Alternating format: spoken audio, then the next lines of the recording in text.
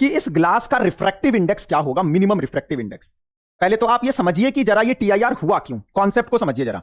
Actual में हो यहां पर ये रहा है मेरे बच्चे, ये राइट एंगल आइसोसेल्स प्रिज्म है, या सिंपल हम ग्लास स्लैब भी बोल सकते हैं। ये एंगल 90 है भाई, ठीक है।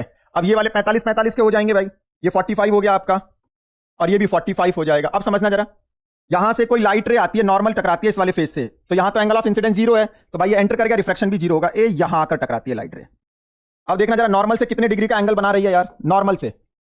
ये नॉर्मल है इसका, तो ये वाला एंगल अगर 90 है भाई, तो ये वाला अगर देखें तो यहां पर ये भी 90 हुआ, ये 45, तो ये 45, तो ये वाला 45 बैठेगा। Hello everyone, welcome to all in your channel Nandu भैया फिजिक्स वाले। आप सभी का स्वागत है आपके अपने प्यारे चैनल नंदू भैया फिजिक्स वाले में। मेरे बच्चों, रे ऑप्टिक्स, जब क्लास 12th की बात हो और ऑप्टिक्स की बात हो तो बच्चों के अंदर बहुत ज्यादा डर क्रिएट हो जाता है, क्योंकि जो बोर्ड एग्जाम की बात करें तो उसमें जो वेटेज है वो ऑप्टिक्स का बहुत ज्यादा है। लेकिन आपको बिल्कुल भी नहीं डरना है, बिकॉज ऑप्टिक्स में कैसे स्कोर करना है, इसके लिए नंदू भैया फिजिक्स वाले आपको ऑप्टिक्स के टॉपिक को छोटे छोटे सेशन में ब्रेक करके आपके सामने लेकर आएंगे, जिसमें हम लोग first important topic total internal reflection करने वाले हैं। मेरे बच्चों, बहुत इंपॉर्टेंट टॉपिक है ये। अगर आप बोर्ड एग्जाम देने जा रहे हैं और आपने अपना टारगेट 90 प्लस सेट किया हुआ है, या कितना भी मार्क्स का टारगेट सेट है, आप टीआईआर को छोड़कर नहीं जा सकते भाई, बिल्कुल नहीं छोड़कर जा सकते टीआईआर को। अगर आप टीआईआर को छोड़कर जा रहे हैं, इसका मतलब यह हुआ कि आप अपने सिलेबस को लेकर, आप अपने सब्जेक्ट को लेकर थोड़ा सा सीरियस नहीं है। क्योंकि टीआईआर एक बहुत इंपॉर्टेंट टॉपिक है, किसी भी साल का क्वेश्चन उठाकर देख लो, टीआईआर से क्वेश्चन बनता है भाई, ठीक है। और अगर एग्जाम में क्वेश्चन आया तो मैंने अपनी पूरी कोशिश की है कि उसके लिए ये एक वीडियो सफिशिएंट है। अगर आप लोगों ने ये एक वीडियो देख लिया और इस वीडियो को समझ लिया, तो बोर्ड में अगर टीआईआर का क्वेश्चन आया तो वहां पर जीत आपकी होगी भाई। आप उस क्वेश्चन को 100% अटेम्प्ट करके आएंगे, अगर आपने इसको दिल और दिमाग दोनों से देखा है, ठीक है। बहुत इंपॉर्टेंट टॉपिक है। तो मेरे बच्चों, जब आप इस सेशन को करेंगे तो इसमें अगर आपको नोट्स की जरूरत होगी, तो जो न्यूमेरिकल पोर्शन है, न्यूमेरिकल मैंने नोट्स में मेंशन कर दिया है, लेकिन सॉल्यूशन के लिए आपको वीडियो देखना पड़ेगा और आप वीडियो में जाकर उसका सॉल्यूशन फाइंड आउट कर सकते हैं। तो ये जो नोट्स है, नोट्स आपको डिस्क्रिप्शन में मिल जाएगा।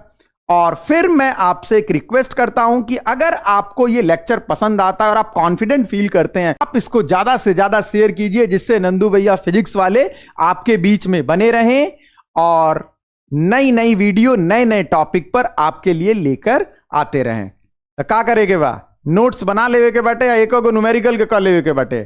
अगर कहीं कंफ्यूजन आवत हटे तो कमेंट सेक्शन का खोला लोग, और ये जाकर तुरंत डाला लोग, नंदू भैया फिजिक्स वाले तुरंत बताइए। अब आएंगे, चलो तो फिर स्टार्ट करते हैं हम लोग टोटल इंटरनल रिफ्लेक्शन। मेरे बच्चे, बहुत इंपॉर्टेंट टॉपिक है ये। बोर्ड एग्जाम में जनरली यहां से क्वेश्चन पूछा जाता है, और आप लोग इस टॉपिक को दिल दिमाग दोनों से बहुत सही से समझना भाई, ठीक है। अगर आप बोर्ड एग्जाम देने जा रहे हैं और टीआईआर करके नहीं जाएं भाई, बड़ी समस्या है। टीआईआर को आपको करके ही जाना है। आइए देखिए, समझते हैं हम टोटल इंटरनल रिफ्लेक्शन होता क्या है मेरे बच्चों। समझो, ध्यान से समझना। हमने एक डेंसर मीडियम लिया, जिसका रिफ्रैक्टिव इंडेक्स म्यू है। अब इस डेंसर मीडियम के अबव जो है एक हमारे पास रेयर मीडियम है। जनरली मैंने यहां पर ये एयर कंसीडर किया हुआ है, ठीक है। अब क्या हुआ मेरे बच्चे कि मैंने एक ऑब्जेक्ट लिया, ये हमारा ऑब्जेक्ट है जो कि डेंसर मीडियम में रखा है। अब होगा क्या, जब ऑब्जेक्ट से रे चलेगी तो ये आपका डेंसर से रेयर में जा रहा है। तो रिफ्रैक्शन का जो रूल होता है, इसमें क्या होता है मेरे बच्चे, ये अवे फ्रॉम द नॉर्मल जाएगी भाई। अगर ये रे डेंसर से रेयर जा रही है तो अवे फ्रॉम द नॉर्मल जाना है इसको। तो इसका मतलब ये हुआ कि मैंने I1 एंगल पर इंसिडेंस कराया, तो ये R1 पर रिफ्रैक्ट हुआ और अवे फ्रॉम द नॉर्मल गया, ठीक है।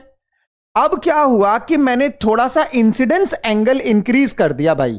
तो जब इंसिडेंस एंगल इंक्रीज करूंगा तो रिफ्रैक्टिंग एंगल भी इंक्रीज होगा। क्यों भाई, स्नेल्स लॉ पढ़ा है ना, साइन आई अपॉन साइन आर क्या होता है, कांस्टेंट होता है, कांस्टेंट होता है भाई। तो इसका मतलब यह हुआ कि अगर आप इंसिडेंस एंगल इंक्रीज करेंगे तो आपका रिफ्रैक्टिंग एंगल भी इंक्रीज होगा। ये सिंपल सा कॉन्सेप्ट। अब देखो मेरे बच्चे, जब आपने I2 एंगल कर दिया जो कि I1 से ज्यादा कर दिया तो भैया रिफ्रैक्टिंग एंगल भी ज्यादा हो गया। इसी तरीके से आपने थोड़ा सा और ज्यादा इंक्रीज कर दिया इंसिडेंस एंगल, तो जब आपने इंसिडेंस एंगल थोड़ा सा और ज्यादा इंक्रीज कर दिया तो रिफ्रैक्टिंग एंगल भी और ज्यादा हो गया। और ज्यादा होते होते कितना हो गया भाई, देखना जरा, ये नॉर्मल से अवे हट रहा था, यहां से हटते हटते ये 90 डिग्री पर हो गया भाई, ये 90 डिग्री पर चला गया। मतलब ये हुआ कि अब की बार जब आपने इंसिडेंस एंगल ये कंसीडर किया जो कि I2 से ज्यादा है, तो रे जो है आपकी ये 90 डिग्री पर रिफ्रैक्ट हो रही है। तो जब ये 90 डिग्री पर रिफ्रैक्ट हो रही है तो मैं इस इंसिडेंस एंगल को क्या बोलूंगा, क्रिटिकल एंगल बोलूंगा। ये जो मेरा इंसिडेंस एंगल है ये क्रिटिकल एंगल है। अब एक बार और समझो, हुआ क्या कि भाई हमने I1 पर स्ट्राइक कराया अवे फ्रॉम द नॉर्मल, थोड़ा सा एंगल और इंक्रीज कराया अवे फ्रॉम द नॉर्मल, थोड़ा सा ज्यादा हुआ, थोड़ा सा और एंगल इंक्रीज कराया, ये बिल्कुल इंटरफेस के पैरेलल हो गया। मतलब यार ये 90 डिग्री पर रिफ्रैक्ट हो गया, 90 डिग्री पर।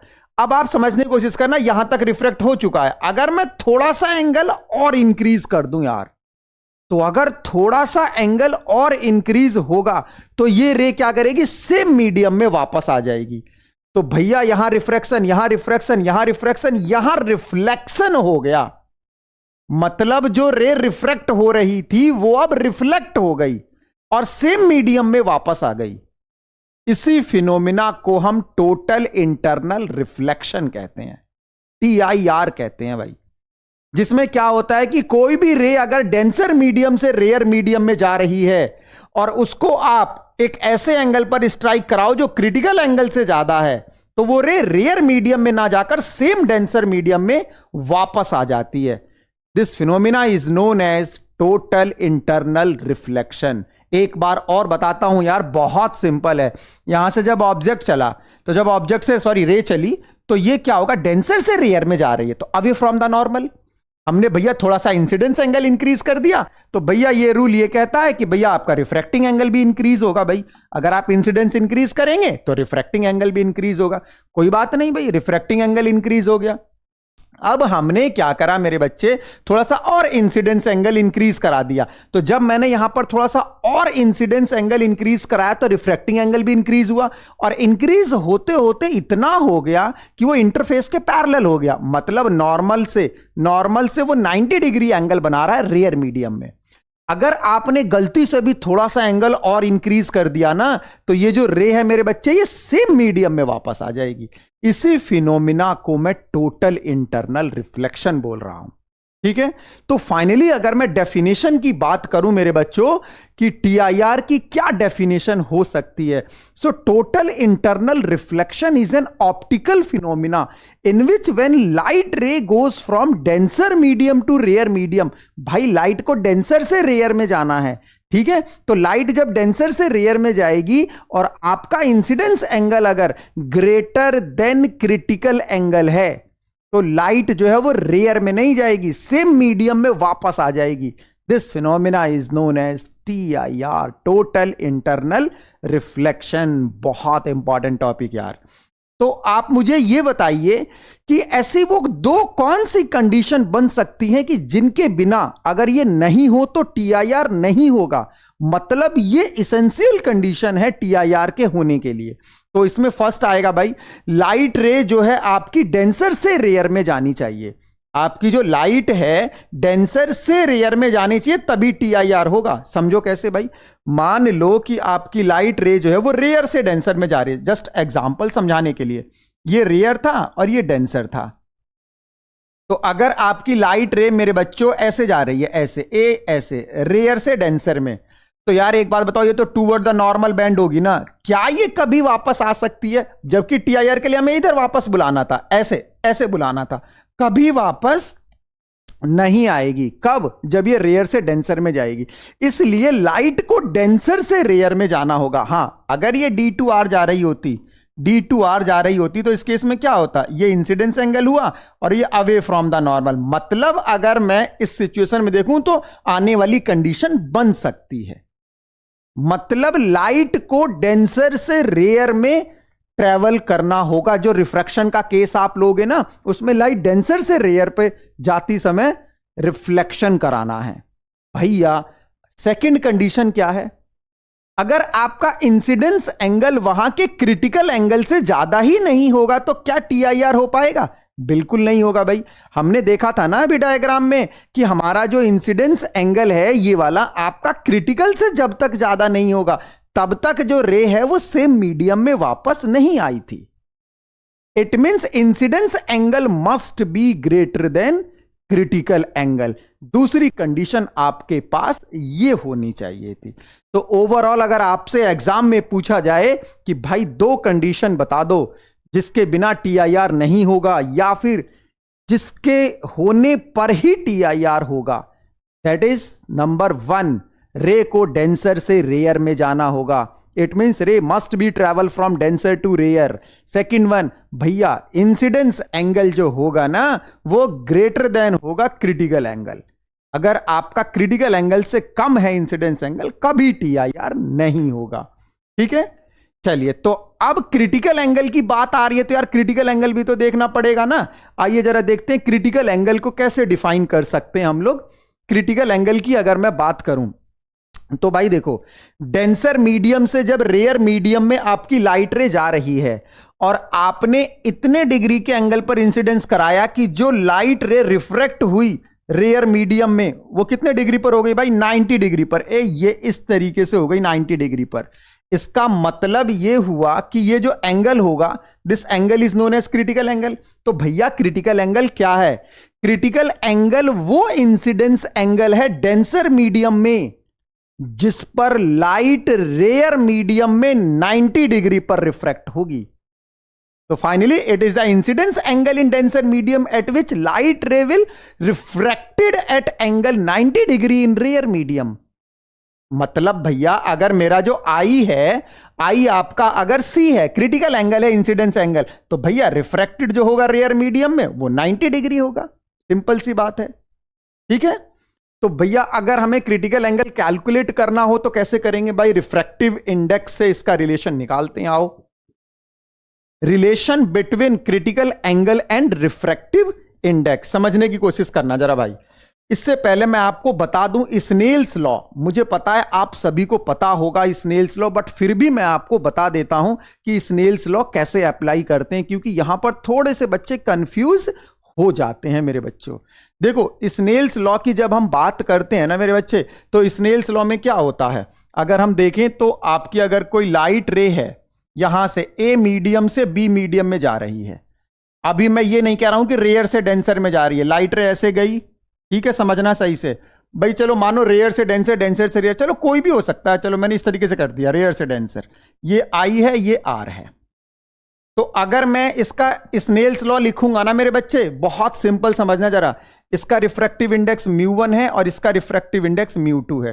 तो sine I upon sine R, sine I upon sine R हमेशा क्या होगा? ये रिफ्रैक्टिव इंडेक्स कहां का? जहां लाइट रे जाती है। भैया यहां A से B में जा रही है तो आपको यहां रिफ्रैक्टिव इंडेक्स B का लेना है विद रेस्पेक्ट टू A। मतलब ये हो जाएगा आपका B का refractive index μ2 with respect to A। मतलब अगर आप B का रिफ्रैक्टिव इंडेक्स देख रहे हैं किसके रेस्पेक्ट में? A के रेस्पेक्ट में, तो μ2 अपॉन μ1। ठीक है, इसके लिए मैंने स्नेल्स लॉ और रिफ्रैक्टिव इंडेक्स का टॉपिक मैंने बहुत सही से समझाया हुआ है, जिसका लिंक मैंने डिस्क्रिप्शन में शेयर कर दिया है। आप जाइए वहां से उस लिंक को क्लिक करिए और अगर आपको स्नेल्स लॉ में थोड़ा सा भी कंफ्यूजन है तो आप वहां से उसे क्लियर कर सकते हैं। ठीक है, फिर भी मैं यहां पर कोशिश कर रहा हूं कि अगर आपको कोई डाउट है तो साथ के साथ क्लियर कर दूं। मान लो अगर लाइट रे ऐसे होती, अब की बार भाई ऐसे होती कि इधर से इधर आ रही होती, ऐसे जा रही होती, तो ये I हो जाता आपका, ये R हो जाता भाई, जस्ट समझाने के लिए। तो अब की बार देखिए स्नेल्स लॉ कैसे लगेगा, sine I upon sine R, ठीक है मेरे बच्चों, इक्वल टू रिफ्रैक्टिव इंडेक्स। किसका लेते हैं भाई? Refractive index. जहां लाइट रे जाती है, कहां जा रही है अब की बार जा रही है बी से ए में, तो ए मीडियम का रिफ्रैक्टिव इंडेक्स लिया जाएगा विद रेस्पेक्ट टू बी, मतलब अब की बार हो जाएगा μ1/μ2। ठीक है, तो ये सब मैं मानकर चल रहा हूं कि आपको कॉन्सेप्ट आता है, नहीं आता है तो यार आप जाइए और वहां से देख लीजिए। ठीक है ना, चलो तो अब हम वापस आते हैं अपने टॉपिक पर, जो कि हमारा टॉपिक क्या है, relation between critical angle and refractive index. देखो भाई, डेंसर मीडियम का रिफ्रैक्टिव इंडेक्स कितना है, म्यू। ठीक है, अब लाइट यहां से रेयर मीडियम में जा रही है, और रेयर मीडियम हमने लिया है एयर। हमने बोला भाई देखो ये आई है, ये आर है, तो अगर मैं स्नेल्स लॉ की बात करूं तो स्नेल्स लॉ क्या कहता है, sine I upon sine r equal to 1/μ, यही होता है ना भाई, sine I upon sine r equal to 1/μ। कैसे भैया 1/μ, अभी तो बताया है, देखो साइन आई अपॉन साइन आर, इसका मतलब आर कहां है, एयर में, तो आपको एयर का रिफ्रैक्टिव इंडेक्स लेना है, किसके रेस्पेक्ट में, जहां से लाइट आ रही थी, तो लाइट आ रही थी डेंसर मीडियम से, तो भैया एयर का refractive index with respect to denser, तो भैया एयर का 1 with respect to denser, it means 1/μ। बात समझ में आ गई, जिसके रेस्पेक्ट में देखते हैं उससे डिवाइड करते हैं। तो भैया लाइट जब मेरी डेंसर से रेयर में जा रही थी, तो मैं रेयर का रिफ्रैक्टिव इंडेक्स लूंगा, और रेयर मेरा यहां 1 है, क्यों, क्योंकि मैंने एयर कंसीडर किया हुआ है। मान लो अगर ये वाटर होता, क्योंकि ग्लास से वाटर में भी जा सकते थे हम, ग्लास डेंसर होता है और वाटर जो होता है वो रेयर होता है, तो हम ग्लास से वाटर में भी जा सकते थे। तो जब वाटर में जाते हम, तो उस केस में हमें रिफ्रैक्टिव इंडेक्स वाटर का लेना होता, किसके रेस्पेक्ट में, ग्लास के रेस्पेक्ट में। बात समझ में आ गई, तो इस तरीके से sine I upon sine r equal to 1/μ हो गया भाई ये। ठीक है ना, अब देखना जरा यार, अगर मेरा इंसिडेंस एंगल क्रिटिकल है भाई, तो जब इंसिडेंस भाई आपका क्रिटिकल है, तो यार मैं तो ये बोलूंगा ना कि रिफ्रैक्टिंग एंगल 90 हो जाएगा।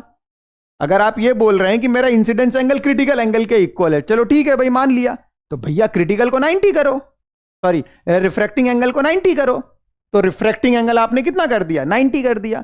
तो भैया इसमें वैल्यू डाल दो, sine c upon sine 90 equal to 1/μ, और साइन 90 1 होता है, इस तरीके से साइन सी इक्वल टू 1/μ। तो अगर आपसे क्रिटिकल एंगल और रिफ्रैक्टिव इंडेक्स में रिलेशन पूछा जाए, तो मेरे बच्चों क्या करोगे आप वहां पर, साइन सी इक्वल टू 1/μ। यार बहुत सिंपल है। अब आप देखिए जरा, जैसे जैसे म्यू इंक्रीज करेगा, ये ओवरऑल वैल्यू क्या करेगी, डिक्रीज करेगी भाई, 1/μ है ना, 1/μ, तो अगर आप म्यू को इंक्रीज करेंगे तो ओवरऑल वैल्यू डिक्रीज होगी। तो साइन में एंगल जब वैल्यू कम होती है, तो एंगल जो आता है वो कम आता है। मतलब समझो मैं क्या समझा रहा हूं, मैं आपको ये समझा रहा हूं, समझना, साइन एक हमारा इंक्रीजिंग फंक्शन होता है बच्चों, जो साइन होता है ना, साइन हमारा इंक्रीजिंग फंक्शन होता है। जैसे साइन 0 होता है, साइन 30 की बात करें तो 1/2 दैट इज 0.5, साइन 45 की बात करेंगे बच्चों तो 0.70, इसी तरीके से साइन 90 की बात करेंगे तो साइन 91 होता है। मतलब जैसे जैसे हम वैल्यू को देखें इंक्रीज हो रही है, एंगल हमारा इंक्रीज हो रहा है, एंगल भी इंक्रीज होता जा रहा है। ठीक है, तो कहने का मतलब मैं यहां पर यह समझा रहा हूं कि अगर आपका म्यू इंक्रीज होगा, तो म्यू के इंक्रीज होने से ये पूरी वैल्यू डिक्रीज होगी भाई, क्योंकि रेसिप्रोकल में है ना, तो पूरी वैल्यू डिक्रीज होगी, तो क्रिटिकल एंगल भी क्या हो जाएगा, डिक्रीज हो जाएगा। सो ओवरऑल क्रिटिकल एंगल जो होता है ये इनवर्सली प्रोपोर्शनल होता है, किसके, रिफ्रैक्टिव इंडेक्स के। जितना ज्यादा रिफ्रैक्टिव इंडेक्स होगा भाई, क्रिटिकल एंगल जो होगा वो उतना ही कम होगा। ठीक है, अगर आपसे एग्जाम में ये बोला जाए कि क्रिटिकल एंगल कौन कौन से फैक्टर पर डिपेंड करता है, तो फैक्टर की अगर हम बात करें मेरे बच्चों, तो वो सभी फैक्टर्स काउंट होंगे जिस पर रिफ्रैक्टिव इंडेक्स डिपेंड करता है। भाई साहब आपका आरआई कौन कौन से फैक्टर पर डिपेंड करता है, रिफ्रैक्टिव इंडेक्स कौन कौन से फैक्टर पर, कलर पर डिपेंड करता है, लैम्डा पर, टेम्परेचर पर डिपेंड करता है, विद रेस्पेक्ट टू सराउंडिंग पर डिपेंड करता है। भाई कि मान लो अगर आपने सराउंडिंग बदल दिया तो भैया आरआई बदल जाएगा यार, अभी एयर है, एयर को छोड़कर अगर आपने वाटर डाल दिया तो बदल जाएगा। मतलब वो सभी फैक्टर जिस पर यार रिफ्रैक्टिव इंडेक्स डिपेंड करता है ना, उन सभी फैक्टर पर आपका क्रिटिकल एंगल भी करेगा। जैसे मैंने बोला वेवलेंथ पर कैसे डिपेंड करेगा, तो आपने बोला कि भाई वेवलेंथ जो होता है रिफ्रैक्टिव इंडेक्स वेवलेंथ के इनवर्सली प्रोपोर्शनल होता है। तो इसका मतलब अगर वेवलेंथ को इंक्रीज करोगे तो आपका रिफ्रैक्टिव इंडेक्स डिक्रीज होगा, और जब रिफ्रैक्टिव इंडेक्स डिक्रीज होगा तो भैया क्रिटिकल एंगल इंक्रीज होगा। इसका मतलब क्रिटिकल एंगल जो है वो डायरेक्टली प्रोपोर्शनल है किसके, वेवलेंथ के। इसी तरीके से अगर मैं टेम्परेचर की बात करूं तो जब हम टेम्परेचर को इंक्रीज करते हैं तो रिफ्रैक्टिव इंडेक्स डिक्रीज होता है, क्योंकि मीडियम रेयर बनता चला जाता है, मॉलिक्यूल्स दूर दूर हो जाते हैं। अभी मैं बताऊंगा इसको जब मिराज प्रॉब्लम बताऊंगा। तो इस तरीके से अगर टेम्परेचर रेज करोगे तो रिफ्रैक्टिव इंडेक्स कम, रिफ्रैक्टिव इंडेक्स कम, क्रिटिकल एंगल ज्यादा हो जाएगा। तो ये जो क्वेश्चन यहां से बहुत बनता है कि किस हिसाब से हम क्रिटिकल एंगल को चेंज करा सकते हैं, और क्रिटिकल एंगल कौन कौन से फैक्टर पर डिपेंड करता है। ठीक है मेरे बच्चों, अगर इतना समझ में आया है आपको तो थोड़ा सा अब हम लोग जो है न्यूमेरिकल्स की तरफ चलते हैं। आइए देखो, जो न्यूमेरिकल्स के कॉन्सेप्ट होते हैं टीआईआर में जो न्यूमेरिकल का कॉन्सेप्ट है वो बेसिकली क्रिटिकल एंगल और रिफ्रैक्टिव इंडेक्स का जो रिलेशन है इस पर बेस्ड होता है, जो कि हम लोगों ने देखा था साइन C = 1/μ। ठीक है, इसमें तो कोई प्रॉब्लम नहीं है। अब ये जो प्रॉब्लम है जो बोर्ड पर मैंने रिप्रेजेंट किया हुआ है मेरे बच्चे, ये बोर्ड में भी आया हुआ है और ये एनसीईआरटी की भी प्रॉब्लम है। पहले इस क्वेश्चन को करने से पहले इसका जो कॉन्सेप्ट है मैं आपको कॉन्सेप्ट समझाने की कोशिश करूंगा। आओ जरा समझो जरा। कॉन्सेप्ट ये है मेरे बच्चे कि जैसे मान लो कि ये एक सॉलिड मीडियम है, ये कोई भी एक सॉलिड मीडियम हो सकता है भाई, सॉलिड मीडियम मतलब डेंस मीडियम हो सकता है ये। अब इसमें मैंने एक बल्ब रख दिया भाई, बल्ब की सिचुएशन लेकर चल रहा हूं मैं, ध्यान से समझना। यहां पर मैंने एक बल्ब रख दिया, ठीक है, ये बल्ब है ये। अब ये जो बल्ब है जब यहां से अपनी लाइट को एमिट करेगा तो ये लाइट डेंसर से रेयर में जाएगी। ये मीडियम मैंने एयर बोल दिया और ये कोई भी डेंसर मीडियम है भाई, ठीक है ना। अब समझना जरा लॉजिक को, अगर आपने लॉजिक समझ लिया सारे क्वेश्चंस हो जाएंगे। अब अगर ये लाइट जाती है, अगर नॉर्मल जाती है तो बिल्कुल सीधी निकल जाएगी भाई। अगर ये लाइट यहां जाती है तो अवे फ्रॉम द नॉर्मल, अगर ये लाइट यहां जाती है तो अवे फ्रॉम द नॉर्मल, अगर ये लाइट यहां जाती है अवे फ्रॉम द नॉर्मल, अगर ये लाइट यहां जाती है अवे फ्रॉम द नॉर्मल। इसी तरीके से इधर अगर लाइट जाती है अवे फ्रॉम द नॉर्मल, यहां लाइट जाती है अवे फ्रॉम द नॉर्मल, यहां लाइट जाती है अवे फ्रॉम द नॉर्मल। अगर यहां लाइट जाती है और ये क्रिटिकल एंगल पर जाती है तो ये पैरेलल हो जाएगी इस तरीके से। इसी तरीके से यहां लाइट गई, ये पैरेलल हो गई, क्रिटिकल एंगल वाला कॉन्सेप्ट। इसका मतलब ये हुआ कि इस जोन में, कौन से जोन में भाई, इस वाले जोन में हर जगह लाइट जा रही है। इस वाले जोन में, इस वाले जोन में हर जगह लाइट जा रही है। समझने की कोशिश करिए, ये जो आपका कोन बन रहा है ना, इस कोन वाले जोन में, इस वाले जोन में हर जगह लाइट जा रही है, हर जगह लाइट जा रही है मेरे बच्चे। इससे आगे अगर देखेंगे तो इधर लाइट नहीं गई, फिर लाइट पैरेलल हो गई। तो ये जो बल्ब यहां पर रखा हुआ है, ये बल्ब जो मैक्सिमम पोर्शन में जो ग्लो करेगा वो क्या होगा, ये कोन बन गया। ये मतलब क्या हुआ मेरे बच्चे, ये इस तरीके का ये कोन बन गया, ये कोन बन गया जिसकी रेडियस ये हो जाएगी r, और फ्री सरफेस से इसकी हाइट मान लो या डेप्थ मान लो h। ये प्रॉब्लम है। अब आपसे क्या बोला जाएगा कि मान लो कि अगर मैं ये चाहता हूं कि लाइट बाहर नहीं जाए तो यहां पर मैं कोई एक ओपेक डिस्क रख दूंगा भाई, एक ऐसी डिस्क जिसमें से लाइट आर पार नहीं होती हो यार। तो जैसे मान लो मैंने यहां पर एक ओपेक डिस्क रख दिया, तो ओपेक डिस्क रख दिया जिसकी रेडियस कितनी हो, इतनी हो, तो भैया ये लाइट बाहर जाएगी ही नहीं बिल्कुल भी, ठीक है ना, क्योंकि लाइट तो इसी रीजन से बाहर निकल रही थी। इसी तरीके से मान लो अगर एक यहां पर मछली है और वो ऊपर देख रही है, तो ऊपर देख रही है तो उसको कितने रीजन में दिखाई देगा वो सर्कल जो बनेगा। तो भैया सेम यही कॉन्सेप्ट बनेगा, यहां पर भी कोन बनेगा। मान लो मछली ऐसे ऊपर देख रही है तो उस केस में क्या होगा, इस तरीके से जाके रे ऐसे हो जाएगी। तो ये जो कोन बन रहा है क्रिटिकल एंगल से पहले, क्रिटिकल एंगल से पहले जो ऊपर कोन बन रहा है, जो सर्कल बन गया सर्कमफ्रेंस वाला, यहां तक उसको वो एरिया कॉन्फाइन होगा जिसमें वो देख सकती है। मान लो मछली नहीं है, कोई इंसान ही है यार यहां पर, अब ये इंसान ऊपर की तरफ देख रहा है तो उसको कहां तक दिखाई देगा, कितना एरिया दिखाई देगा उसको। ऐसा थोड़ी है कि पूरा का पूरा वर्ल्ड दिखाई दे जाएगा, अरे भैया ऐसे थोड़ी होगा। भाई ऊपर अगर आप देख रहे हो तो ऐसे करके ये जहां से क्रिटिकल एंगल बन रहा है, जैसे भैया आपने ऊपर देखना स्टार्ट किया तो ये ऐसे गए और ये यहां से क्रिटिकल एंगल बन गया। इसी तरीके से ये यहां से क्रिटिकल एंगल बन गया, क्रिटिकल एंगल हो गया, ये अपना क्रिटिकल एंगल हो गया।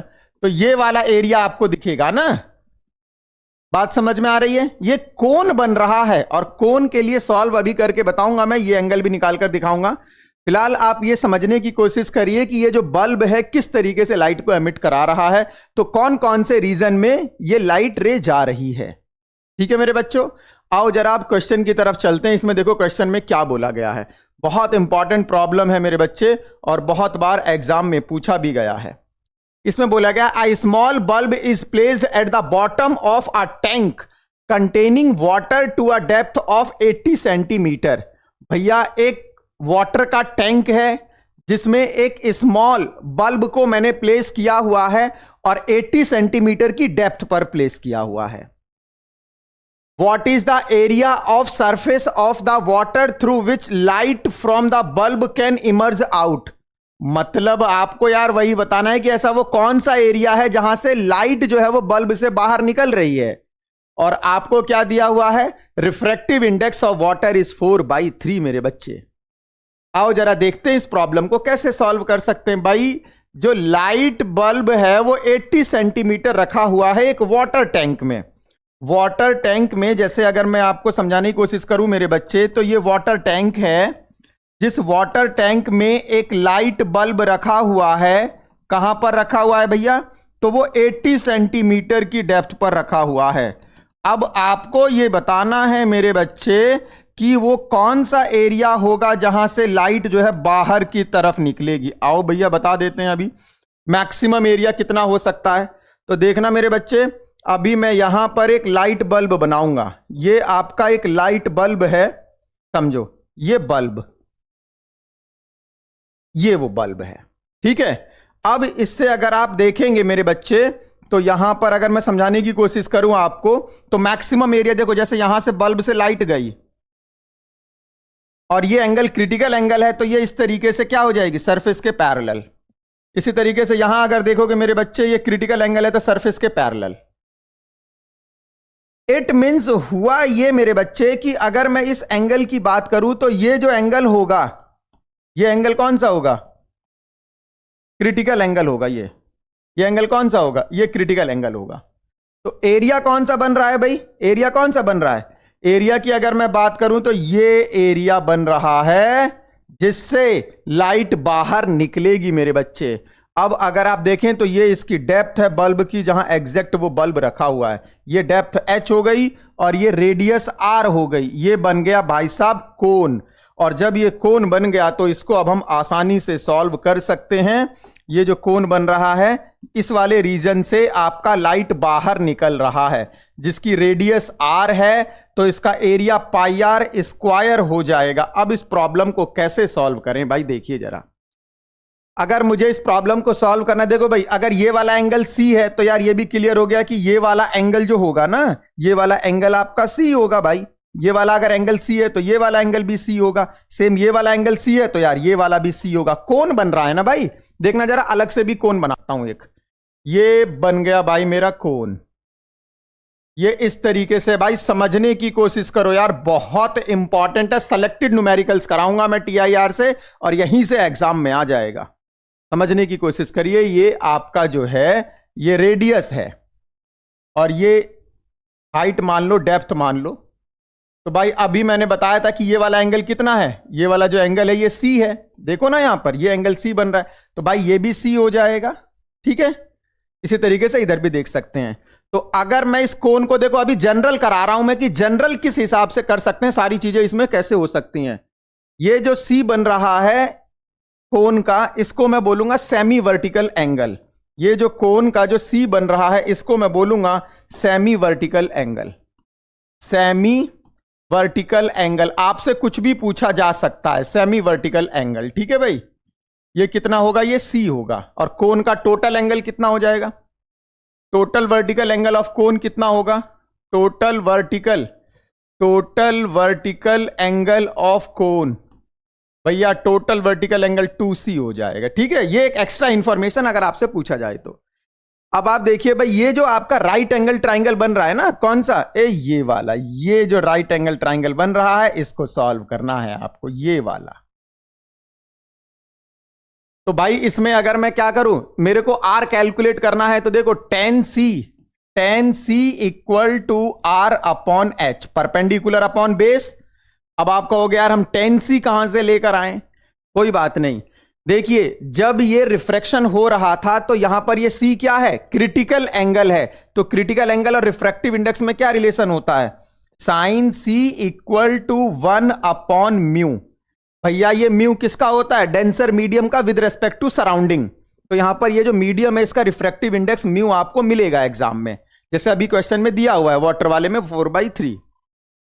तो अगर मेरे बच्चे आपके पास साइन सी की वैल्यू है, तो साइन सी की वैल्यू है तो ये कितना हो जाएगा यार, आप एक ट्राइंगल कंप्लीट करिए जरा, राइट एंगल ट्राइंगल।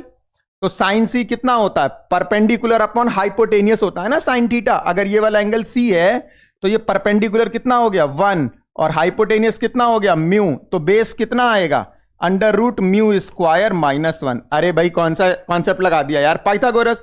हाइपोटेनियस का स्क्वायर इक्वल टू परपेंडिकुलर का स्क्वायर प्लस बेस का स्क्वायर, यहां से बेस निकाल लिया।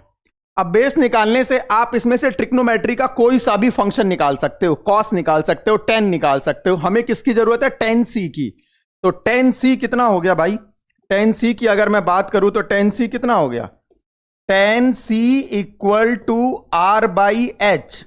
और टेन सी कितना है भाई, perpendicular upon base 1 upon under root mu square -1 equal to R by H. अगर आप इस क्वेश्चन को समझने की कोशिश करें ना, तो फाइनल जो है ना क्वेश्चन इतना है बस, इसी में क्वेश्चन कंप्लीट सॉल्व हो जाएगा मेरे बच्चे। मेन जो इस क्वेश्चन में करना था वो यही करना था, मेन जो इस क्वेश्चन में करना था वो यही करना था। आर बाई एच की जो वैल्यू है वो कितनी हो गई भाई, R by H equal to 1 upon under root mu square -1। अगर कोई एमसीक्यू सॉल्व कर रहे हो तो डायरेक्ट फॉर्मूला आप लगा सकते हो, ठीक है ना। ध्यान रखना म्यू क्या है, डेंसर मीडियम का रिफ्रैक्टिव इंडेक्स है विद रेस्पेक्ट टू सराउंडिंग।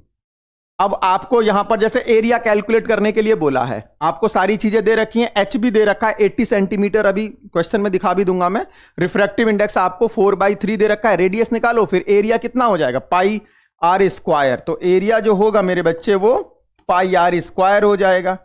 कभी आपको एच पूछा जा सकता है, कभी आपसे म्यू पूछा जा सकता है, कभी आपसे आर पूछा जा सकता है। इस तरीके से ये प्रॉब्लम है यार, बहुत सिंपल प्रॉब्लम है, थोड़ा सा दिमाग लगाएंगे तो हो जाएगा। अब देखिए जरा, ये जो कोन बन रहा है, इस कोन का एरिया पाई आर स्क्वायर, कैसे किया मैंने, ये आपको समझ में आ जाना चाहिए। आओ जरा देखो जरा, इसमें क्या क्या गिवन है आपको। अगर आप देखेंगे, आई small bulb is placed at the bottom of tank containing water at the depth of 80 centimetre. मतलब भैया एच कितना है, एच इसमें 80 सेंटीमीटर है मेरे बच्चे। अभी मैंने जनरल कॉन्सेप्ट सारा करा दिया। अब कह रहा है what is the area of the surface of water through which light from the bulb can emerge out. Maximum area बताओ जहां से लाइट इमर्ज हो सकता है, तो एरिया कितना हो जाएगा पाई आर स्क्वायर। वाटर का रिफ्रैक्टिव इंडेक्स दे रखा है कितना 4/3। अभी हमने देखा भाई हमारा जो कॉन्सेप्ट था R by H equal to 1 upon under root mu square -1। Direct नहीं करना है ये, आप डायरेक्ट फॉर्मूला यूज मत करना। अगर एमसीक्यू कर रहे हो, किसी एंट्रेंस में बैठे हो तो कर लेना, लेकिन अगर आप बोर्ड एग्जाम के लिए सॉल्व कर रहे हो तो पूरा आपको ये सॉल्व करके दिखाना पड़ेगा। R by H equal to 1 upon under root mu square -1। तो under root mu square -1 solve करेंगे मेरे बच्चों वहां पर। अब आप यहां से रेडियस निकाल सकते हैं, फिर एरिया आ जाएगा पाई आर स्क्वायर। ठीक है, बात समझ में आ गई। कोई कंफ्यूजन इस क्वेश्चन में, कोई कंफ्यूजन नहीं होना चाहिए। अगर कोई कंफ्यूजन है तो देखो हम लोग इसको किस तरीके से सॉल्व कर सकते हैं भाई। यहां पर हमारा बल्ब है, समझो जरा, ये जो है हमारा बल्ब है, ये बल्ब। अब इस तरीके से ये जो मीडियम है मेरे बच्चे, ये मीडियम डेंसर है। एक बार फिर से मैं कंप्लीट अलग अलग से बता देता हूं आपको यार। देखो जरा इधर, बिल्कुल जल्दीबाजी नहीं है, टॉपिक बहुत इंपॉर्टेंट है, बहुत ज्यादा इंपॉर्टेंट है। इसका रिफ्रैक्टिव इंडेक्स दे रखा है कितना भैया, इसका रिफ्रैक्टिव इंडेक्स दे रखा है म्यू इक्वल टू 4/3। अब हमारे पास ये कोन बन गया भाई, ये वाला कोन बन गया, ये एरिया बन रहा है। ये वाला एरिया बन रहा है भाई साहब, ये 80 सेंटीमीटर है, 80 सेंटीमीटर है ये, ठीक है। ये वाला एंगल क्या होगा भाई, ये क्रिटिकल एंगल होगा सी। ये आपकी रेडियस आर हो गई, तो ये वाला सी है तो ये भी सी होगा भाई। तो देखना जरा इसमें tan c equal to R upon H की जगह 80 है भैया, ये 80 दे रखा है। अब आप यहां से आर भाई कैसे निकालेंगे, तो देखिए tan c साइन c क्या हो जाएगा भाई, साइन c क्रिटिकल एंगल का रिलेशन 1 अपॉन म्यू, कितना 1 अपॉन 4/3 हो गया ये, और 3 कहां पहुंच जाएगा, ऊपर पहुंच जाएगा 3 अपॉन 4। मतलब ये हुआ मेरे बच्चे sine C equal to 3/4 perpendicular upon hypotenuse. तो अगर मैं ट्राइंगल कंप्लीट करूंगा तो ट्राइंगल कंप्लीट करने में परपेंडिकुलर 3 है और हाइपोटेनियस कितना है इसका 4 है, तो बेस कितना आ जाएगा मेरे बच्चे, अगर मैं बेस की बात करूं तो बेस आ जाएगा सीधे सीधे हाइपोटेनियस का स्क्वायर 4 का स्क्वायर माइनस परपेंडिकुलर का स्क्वायर, परपेंडिकुलर का स्क्वायर 9 आ जाएगा अंडर रूट में, तो ये हो जाएगा under root 16 minus 9 that is under root 7 हो जाएगा। तो ये कितना आ जाएगा, अंडर रूट 7 आ जाएगा। अब अगर आप इसको सॉल्व करेंगे तो देखना जरा tan कितना आएगा, अगर मैं tan की बात करूं तो tan c मेरे बच्चे परपेंडिकुलर अपॉन बेस, मतलब 3 अपॉन रूट 7। अब आप इसकी वैल्यू को वहां रख दो, आर आ जाएगा, ठीक है ना। कंप्लीट सॉल्यूशन इस तरीके से करेंगे बोर्ड में, लेकिन अगर आप एमसीक्यू सॉल्व कर रहे हैं तो आप सीधे सीधे कॉन्सेप्ट याद रखिए यार, R by H equal to 1 upon under root mu square minus 1, सीधे इस फॉर्मूले में वैल्यू डालिए, आंसर आ जाएगा। बोर्ड में थोड़ी स्टेप मार्किंग होती है, इस वजह से हमें एक एक चीज को एक्सप्लेन करके दिखाना होता है। जैसे आप इसे लिखेंगे तो इसका नंबर अलग मिलेगा, जब आप इस वाले फॉर्मूले को लिखेंगे, किसको, साइन सी इक्वल टू 3/4 निकालेंगे तो अलग नंबर मिलेगा, tan c निकालेंगे तो अलग नंबर मिलेगा, एरिया का पाई आर स्क्वायर रखेंगे तो वहां का नंबर अलग होगा। जैसे 2 नंबर का क्वेश्चन है तो उसको डिवाइड कर देते हैं। इस तरीके से मैंने इस क्वेश्चन का कंप्लीट ट्रीटमेंट कर दिया भाई। कोई भी कंफ्यूजन है आप कमेंट सेक्शन में जाकर पूछ सकते हैं, बहुत इंपॉर्टेंट क्वेश्चन है टीआईआर का। जितने भी मैं क्वेश्चन कराऊंगा ये सारे क्वेश्चन बहुत इंपॉर्टेंट हैं, और टोटल इंटरनल रिफ्लेक्शन जैसे टॉपिक को यार हम एग्जाम के लिए छोड़ नहीं सकते। अगर आप एग्जाम के लिए छोड़ रहे हैं इसका मतलब आप अपने सब्जेक्ट को लेकर सीरियस नहीं हैं। चलिए जरा थोड़ा सा आगे की तरफ चलते हैं, नेक्स्ट न्यूमेरिकल की तरफ। अब देखो भाई नेक्स्ट न्यूमेरिकल में, इसमें भी बिल्कुल simple, a driver looking up through water mu equal to 4/3 sees the outside world containing in a circular area on the surface of water. Diver समझते हैं ना, डाइवर जो पानी के अंदर स्कूबा डाइविंग होती है, अरे पानी के अंदर स्कूबा डाइविंग करते हैं ना, मूव करते हैं, तो उस केस में क्या है, a diver looking up through a water mu equal to 4/3 see the outside world. अरे भाई साहब पानी के अंदर स्कूबा डाइविंग करते हैं ना तो आउटसाइड व्यू जो देखते हैं बहुत मजेदार होता है। अंडमान निकोबार वगैरह में अगर आप जाएंगे तो वहां पर होता है जनरली, ठीक है ना। अब इसमें क्या है कि आउटसाइड जब वो देख रहा है तो एक सर्कुलर एरिया बन रहा है भाई, सिंपल सी बात है, बनेगा। If the diver eye are under root 7 metre below the surface of water then the circular area of the circle. देखो अगर आप एमसीक्यू क्वेश्चन में बैठे हो यार, तो एमसीक्यू क्वेश्चन में बैठे हो तो सिंपल सी भाई देखो, R by H equal to 1 upon under root mu square minus 1, ठीक है। मैं दोनों तरीके से करके बता रहा हूं। अब आपको एरिया बताना है तो एरिया होगा पाई आर स्क्वायर, पहले हम आर निकाल लेते हैं, आर अपॉन एच कितना है भैया, रूट 7 मीटर की डेप्थ पर है, 1 upon under root mu, mu कितना है 4/3 का स्क्वायर, तो 4/3 का square by minus 1, R by root 7, R by root 7 equal to कितना हो गया 1 अपॉन अंडर रूट, देखो मेरे बच्चे अंडर रूट 16 माइनस का 9 अपॉन कितना 9। अब ये हो जाएगा मेरे बच्चे कितना, बोथ साइड अगर मैं स्क्वायर कर दूं तो आर स्क्वायर अपॉन 7, क्यों स्क्वायर कर दिया, अंडर रूट हटाने के लिए। वैसे आप नहीं भी करोगे तब भी काम चल जाएगा क्योंकि ये रूट 7 से रूट 7 कैंसिल आउट हो जाएगा, बट हमें एरिया निकालना है तो चलो पाई आर स्क्वायर की जरूरत तो पड़ेगी, तो हमने आर स्क्वायर निकाल लिया, कोई बहुत बड़ा कोई इसमें गुनाह नहीं किया है। तो देखो ये अंडर रूट हट गया तो 9 ऊपर पहुंचेगा, 9 अपॉन 7। अब भैया 7 से 7 कट गया, आर स्क्वायर की वैल्यू 9 हो गई, एरिया हो गया पाई आर स्क्वायर भाई साहब। तो पाई आर स्क्वायर मतलब आप 22/7 इंटू आर स्क्वायर की वैल्यू 9 है, ये एरिया होगा भाई। यूनिट देख लो जरा, मीटर में है तो मीटर स्क्वायर। ये आप डायरेक्ट कर सकते हो अगर आप एमसीक्यू कर रहे हो तो, लेकिन अगर आप बोर्ड एग्जाम में बैठे हो तो भाई ये वाली सिचुएशन आपको ऑब्टेन करनी पड़ेगी। ये वाली जो सिचुएशन है ना, ये ऑब्टेन करनी पड़ेगी। कैसे ऑब्टेन होगा चलो बता देते हैं। इसमें देखो कोई बहुत बड़ा काम थोड़ी है। मान लो भाई ये वाटर है, ये वाटर है, इसके अंदर स्कूबा डाइविंग हो रही है, भाई साहब कोई मजे ले रहा है पानी के अंदर, और यहां से वो बाहर के विश्व को देखना चाहता है, पानी के अंदर से देखना चाहता है। भाई चलो, सबकी अपनी अपनी किस्मत है, कोई पानी के अंदर से देखना चाहता है, कोई बाहर से भी देखना चाहता है। यहां पर वो मैन है, ठीक है ना, यहां से वो बाहर के व्यू को देखना चाहता है। तो भैया ये इधर देखिए, इस तरीके से मानो इतना व्यू बना उसके लिए, ये वाला व्यू बना, तो इस वाले रीजन में वो देख सकता है भाई, इस वाले रीजन में वो देख सकता है। तो ये इसकी रेडियस हो गई, और ये आपको दे रखा है कितना इसमें, √7। इस वाले क्वेश्चन में √7 दे रखा है भाई ये, ठीक है। तो अब देखो जरा, ये एंगल कितना होगा भाई, क्रिटिकल एंगल हो जाएगा। यही क्रिटिकल एंगल यहां भी बनेगा। तो बहुत simple, sine C equal to कितना हो गया, साइन सी इक्वल टू 1/μ हुआ, और 1/4/3, तो ये हो जाएगा साइन सी इक्वल टू 3/4।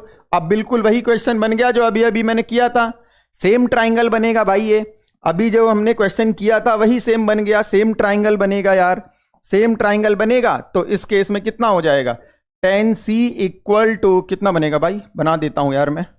ये हो गया आपका साइन सी 3, हाइपोटेनियस 4, ये √7। तो tan c इक्वल टू कितना आ गया, परपेंडिकुलर अपॉन बेस, तो 3/√7। तो भैया अब देखो जरा इधर, tan c इक्वल टू कितना हो गया। सेम प्रॉब्लम को मैं फिर से सॉल्व कर रहा हूं मेरे बच्चे। tan c इक्वल टू, अगर आप कैलकुलेट करेंगे तो tan c कितना आ जाएगा, परपेंडिकुलर अपॉन बेस, r/√7, मतलब यहां पर 3/√7 इक्वल टू r/√7। √7 से √7 कट गया, r इक्वल टू आ गया 3, तो r स्क्वायर इक्वल टू 9 आ जाएगा। पाई r स्क्वायर रख के आप एरिया निकाल लीजिए। आप अगर बोर्ड में कर रहे हैं तो थोड़ा इस हिसाब से करेंगे, डायग्राम वगैरह बनाकर मेरे बच्चे, तो थोड़ा सा आपके लिए वो आसान होगा स्टेप मार्किंग में नंबर गेन करना। लेकिन अगर यार आप एमसीक्यू करें, सीधे करिए भाई, इतना टाइम नहीं होता है वहां पर, ठीक है ना। आइए एक और क्वेश्चन करते हैं भाई। अभी तो हम लोग इस टाइप के जो क्वेश्चंस कर रहे हैं भाई, देखो सेम प्रॉब्लम है ये भी।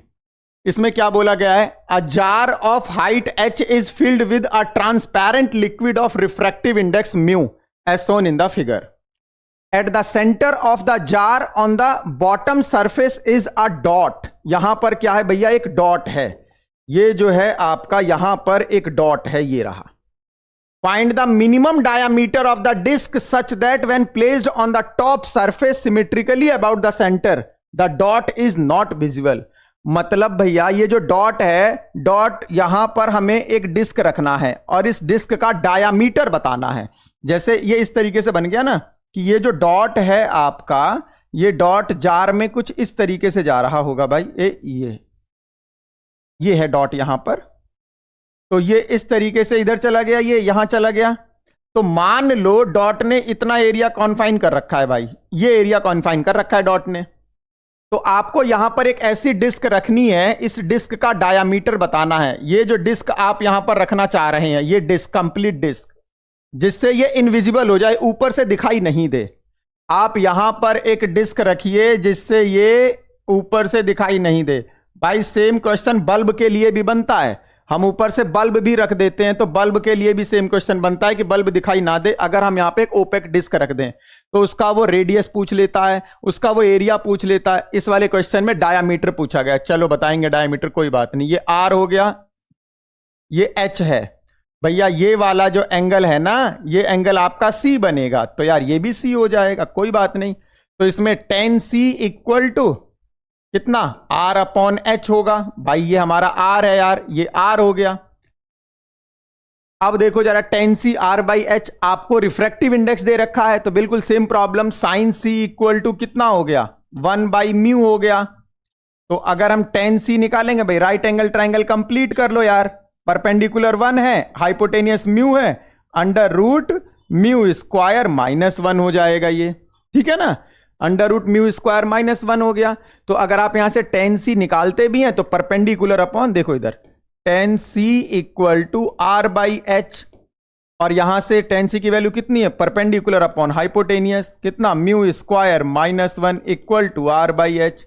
आप यहां से रेडियस निकाल लीजिए, डायमीटर क्या हो जाएगा 2r, एरिया पूछता तो पाई आर स्क्वायर, रेडियस पूछता तो सिंपल ऐसे ही छोड़ देते। ये सेम क्वेश्चन बल्ब के लिए भी होता है कि यहां पर एक अगर मैं ओपेक डिस्क रख दूं, ओपेक डिस्क मतलब जिसमें से लाइट ट्रांसपेरेंट नहीं हो, आर पार नहीं जाए, तो मेरे बच्चों लाइट बाहर नहीं निकलेगी, तो वो कहता ओपेक डिस्क का रेडियस क्या होगा, एरिया क्या होगा। भाई इस टाइप की प्रॉब्लम सॉल्व हो जानी चाहिए, बहुत इंपॉर्टेंट है यार।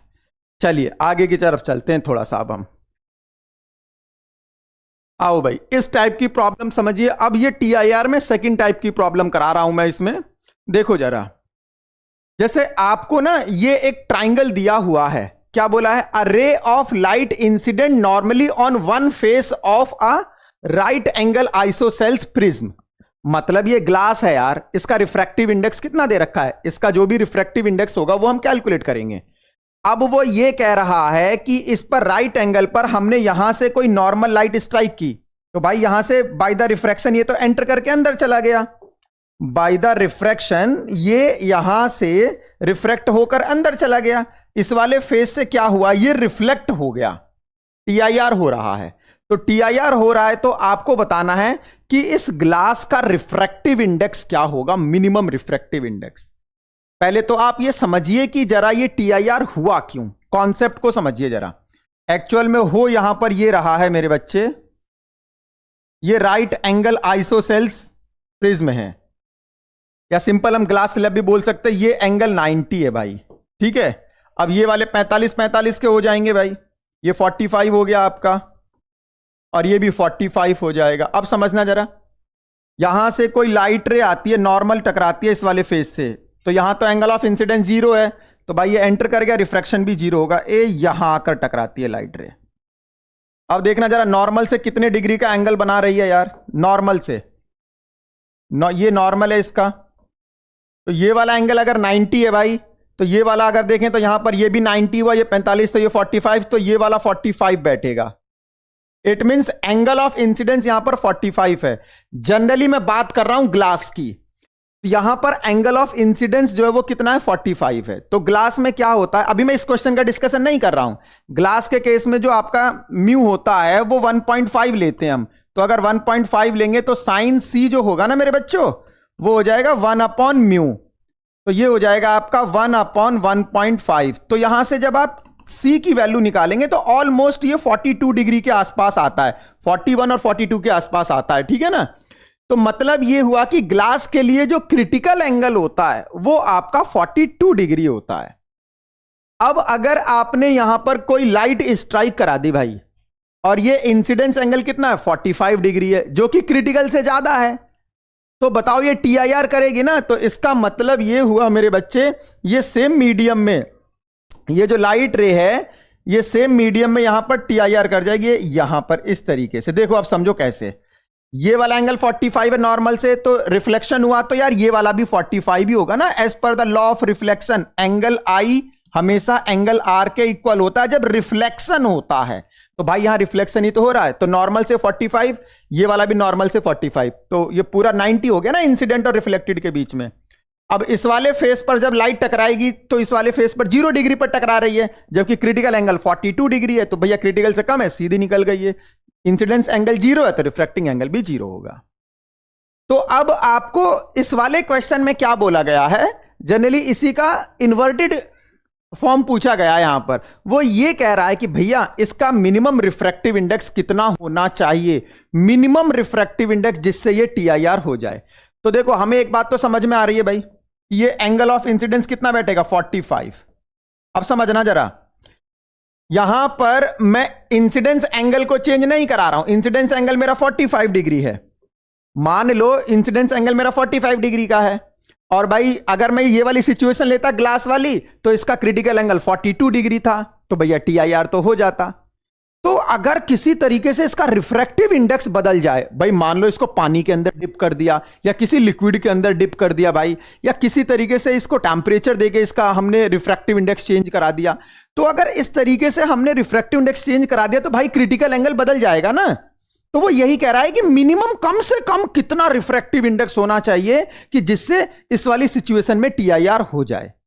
देखो भैया फॉर टीआईआर, अब समझना जरा, फॉर टीआईआर मेरे बच्चों जो आपका इंसिडेंस एंगल है ये ग्रेटर देन होना चाहिए क्रिटिकल एंगल से।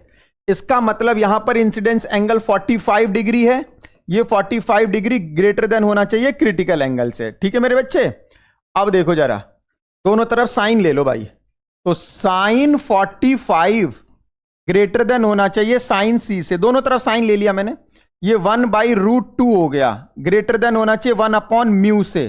साइन सी तो 1/म्यू होता है ना मेरे बच्चे, तो म्यू जो है वो ग्रेटर देन होना चाहिए √2 से। क्रॉस मल्टीप्लाई कर लिया तो म्यू की वैल्यू आ गई ग्रेटर देन √2।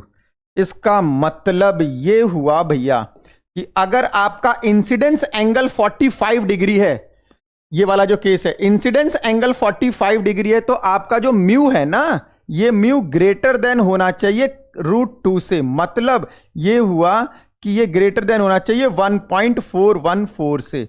मतलब ये हुआ कि भाई सबसे मिनिमम जो रिफ्रैक्टिव इंडेक्स आपको रखना पड़ेगा वो 1.414 रखना पड़ेगा टीआईआर कराने के लिए, अगर आप 45 डिग्री पर इंसिडेंट करा रहे हैं। तो अगर इससे कम करा दिया आपने रिफ्रैक्टिव इंडेक्स तो भैया टीआईआर नहीं होगा, फिर सिंपल रिफ्रैक्शन होगा, डेंसर से रेयर में चली जाएगी लाइट। ठीक है, तो यही मिनिमम रिफ्रैक्टिव इंडेक्स हुआ मेरे बच्चों। इसी कॉन्सेप्ट को यूज करके एक न्यूमेरिकल आता है, वो मैं अभी आपको कराने जा रहा हूं, कलर वाला। देखिए जरा समझिए। अब देखो जैसे इस वाले क्वेश्चन में क्या बोला गया, देखना आप जरा, ये राइट एंगल आइसोसेल्स है भाई, राइट एंगल आइसोसेल्स है, तो ये वाला तो 90 हो गया। अब इसमें 3 कलर हैं, 3 कलर हैं, तो 3 कलर में मेरे बच्चे 1 2 3, 1 रिप्रेजेंट कर रहा है किसको, 1 जो भी है, इसमें कलर की बात नहीं की गई है, वैसे तो कलर को क्लियर नहीं किया गया, बट ये अलग अलग कलर के लिए लाइट रे हैं। जनरली ऊपर वाला रेड के लिए होता है, ठीक है ना। अब ये कह रहा है कि 1 का रिफ्रैक्टिव इंडेक्स 1.39 है, 2 वाले का 1.47 है और इसका 1.52 है। ये सभी इस तरीके से स्ट्राइक कर रही हैं। यार एक बात बताओ, इनका एंगल ऑफ इंसिडेंस कितना बैठेगा भाई, एंगल ऑफ इंसिडेंस इनका 45 डिग्री बैठेगा। नॉर्मल से देखो ये 45 डिग्री बैठेगा, तीनों के लिए बात कर रहा हूं मैं, तीनों के लिए एंगल ऑफ इंसिडेंस जो बैठेगा इस वाले फेस पर ये 45 डिग्री का बैठेगा। और आपको पता है जब 45 डिग्री का होता है, व्हेन I इक्वल टू 45, जब आपका इंसिडेंस एंगल 45 होता है, तो टीआईआर के लिए, फॉर टीआईआर भैया, टीआईआर के लिए जो म्यू है ना ग्रेटर देन होना चाहिए 1.414, मतलब √2 से। तो अगर मैं देखूं तो जो ये वाला कलर है, नंबर 1 वाली जो रे है, इसका रिफ्रैक्टिव इंडेक्स मेरे बच्चों 1.39 है। ये तो यार कम हो गया 1.414 से, तो यहां से टीआईआर नहीं होगा। अगर मैं बात करूं 1.47 से, तो 1.47 से 100% टीआईआर होगा। इसी तरीके से 1.52 से 100% टीआईआर होगा। तो इस क्वेश्चन को आप कंप्लीट कैसे सॉल्व करेंगे? अब देखो जैसे एग्जाम में अगर ये 3 नंबर का आता है तो आप इसको ऐसे थोड़ी छोड़ दोगे, आपको पहले ये वाली सिचुएशन दिखानी पड़ेगी, ये वाली सिचुएशन, ठीक है ना। चलो मैं करके दिखा देता हूं कंप्लीट एक बार और, कोई दिक्कत नहीं है इसमें। आइए जरा, ये जो कंप्लीट क्वेश्चन था मेरे बच्चे, ये कुछ इस तरीके से था। एक बार मैं आपको सॉल्व करके दिखा देता हूं बच्चों, आओ जरा प्लीज समझने की कोशिश करना जरा मेरे बच्चों। जैसे मेरे पास ये इस तरीके से है, ये ऐसे राइट एंगल आइसोसेल्स है भाई, ठीक है ना। ये वाला 45 दिया हुआ है और मेरे बच्चों ये वाला भी 45, ऐसा तो डायग्राम में ही मेंशन कर दिया है। अब देखो जरा, यहां पर अगर हम समझें भाई, तो यहां पर रे नंबर 1, रे नंबर 2, रे नंबर 3, ऐसा इन्होंने बोला हुआ है। 1 का रिफ्रैक्टिव इंडेक्स दिया हुआ है, 2 का भी दिया हुआ है, 3 का भी। 1 के लिए जो म्यू 1 है ये आपका 1.39 है, और 2 के लिए भी कुछ दिया हुआ है, अभी देख लेते हैं, 1.47 दिया हुआ है, ठीक है। फिलहाल आइए जरा, तो यहां पर अगर मैं एक किसी भी रे को ट्रेस करता हूं, ये तो यहां पर एंगल ऑफ इंसिडेंस कितना है, 45। अब देखिए जरा 4 टीआईआर आप कैसे करेंगे, 4 टीआईआर TIR आपका जो ये एंगल ऑफ इंसिडेंस है ये ग्रेटर देन क्रिटिकल होना चाहिए, और यहां एंगल ऑफ इंसिडेंस फिक्स है 45, ये ग्रेटर देन होना चाहिए क्रिटिकल से। दोनों तरफ साइन ले लो भाई, साइन 45 ग्रेटर देन होना चाहिए किससे, साइन C से। भाई इसको मैं 1/√2 लिख सकता हूं, ये ग्रेटर देन होना चाहिए 1/μ से। तो म्यू जो है ये ग्रेटर देन होना चाहिए √2 से। ये 3 नंबर का आया हुआ क्वेश्चन है, इसीलिए इसको परफेक्ट मैं सॉल्व करके दिखा रहा हूं। म्यू जो है ये √2 से ज्यादा होना चाहिए, मतलब म्यू की जो वैल्यू है ये आपका ग्रेटर देन 1.414 होना चाहिए। अब देखो आप क्या बोलोगे, फॉर रे नंबर 1, फॉर रे नंबर 1 भाई 1 के लिए आपको म्यू कितना दे रखा है, ये दे रखा 1.39, ठीक है, और ये आपका इससे √2 से कम है, विच इज लेस देन भैया लेस देन कितना, √2। तो ये TIR नहीं करेगा, ये सिंपल रिफ्रैक्शन करेगा। तो अगर मैं इसकी बात करूं तो ये कहां से, ये चली जाएगी आपकी डेंसर से रेयर में, तो अवे फ्रॉम द नॉर्मल, ऐसे इसका पाथ ये हो गया। अब अगर मैं सेकंड वाले का पाथ ड्रॉ करूं मेरे बच्चे, तो सेकंड वाले का पाथ देखना जरा, ये जो है इस तरीके से स्ट्राइक हुआ, इस तरीके से स्ट्राइक होगा, तो ये जो एंगल है ना भाई ये भी 45 है, लेकिन इसका रिफ्रैक्टिव इंडेक्स कितना है, इसका रिफ्रैक्टिव इंडेक्स जो है वो आपका अगर हम देखें तो 1.47 है। देखो जरा इधर प्लीज देखिए, इधर 1.47 है और 3 के लिए 1.52 है। तो अगर आप 2 की बात करेंगे ना मेरे बच्चों, तो 2 का जो रिफ्रैक्टिव इंडेक्स है फॉर रे नंबर 2, इसलिए मैं कंप्लीट सॉल्व कर रहा हूं कि स्टेप मार्किंग होती है बोर्ड में, तो सब पूरे कंप्लीट प्रोसेस को आप समझिए जरा।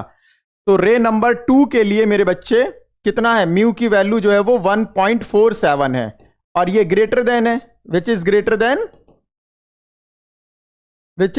देन भैया ये ग्रेटर देन है किससे, √2 से, विच इज ग्रेटर देन √2। तो भैया TIR होगा।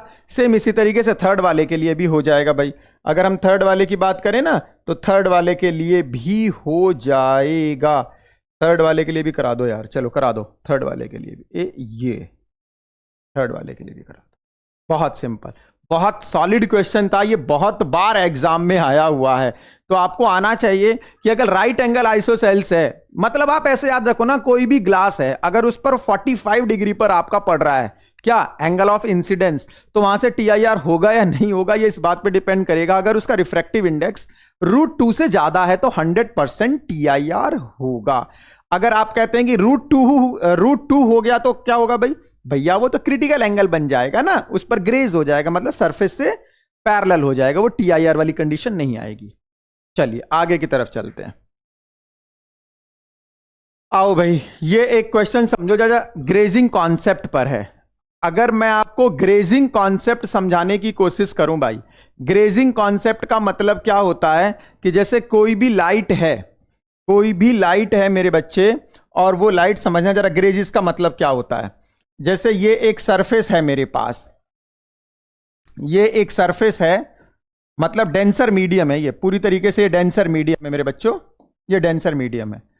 अब यहां से कोई लाइट रे आती है भाई, यहां से कोई लाइट रे आती है ऐसे, तो इसको ऐसे जाना था लेकिन ये ऐसे नहीं जाएगी, after the refraction toward the normal bend होगी, इसका नॉर्मल ये है तो नॉर्मल की तरफ बेंड हो गई।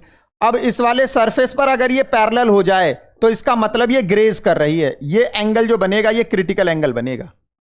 कोई भी लाइट रे जब डेंसर से रेयर में जाती है, कोई भी लाइट रे जब डेंसर से रेयर में जाती है इस तरीके से, तो वो अवे फ्रॉम द नॉर्मल जाती है। अगर ये ऐसे पैरेलल हो गई तो इसका मतलब इसने सरफेस को क्या कर दिया, ग्रेज कर दिया, ये ग्रेज होता है, ठीक है ना, इसने क्या कर दिया, ये ग्रेज कर दिया। ये इसका मतलब ये एंगल कितना होना चाहिए ग्रेज के लिए, क्रिटिकल एंगल पर स्ट्राइक करना चाहिए सरफेस पर। अगर सरफेस पर क्रिटिकल एंगल पर वो स्ट्राइक करेगा तो हमेशा वो ग्रेज करेगा। तो आइए जरा देखते हैं हम लोग, प्लीज समझने की कोशिश करना भाई। देखो इसमें क्या बोला गया, ये जो डायग्राम है इस डायग्राम को देखना। A ray in incident normally on face AB of a right angle glass prism, ठीक है ना। ये जो राइट एंगल है जो ग्लास है, इस पर भैया ये जो येलो कलर से मैंने रिप्रेजेंट किया हुआ है, एक लाइट नॉर्मली स्ट्राइक कर रही है मेरे बच्चे, और इसका जो रिफ्रैक्टिव इंडेक्स है ग्लास का ये दिया हुआ है, कितना दिया हुआ है भैया, ये दिया हुआ है आपको 1.5 इस ग्लास का रिफ्रैक्टिव इंडेक्स है। कह रहा है कि the prism is partially emerge in a liquid of unknown refractive index. मेरे को नहीं पता इस लिक्विड का रिफ्रैक्टिव इंडेक्स क्या है, मेरे को तो मेरे बच्चे इस ग्लास का रिफ्रैक्टिव इंडेक्स पता है और वो 1.5 है। बहुत इंपॉर्टेंट क्वेश्चन है, समझो जरा प्लीज।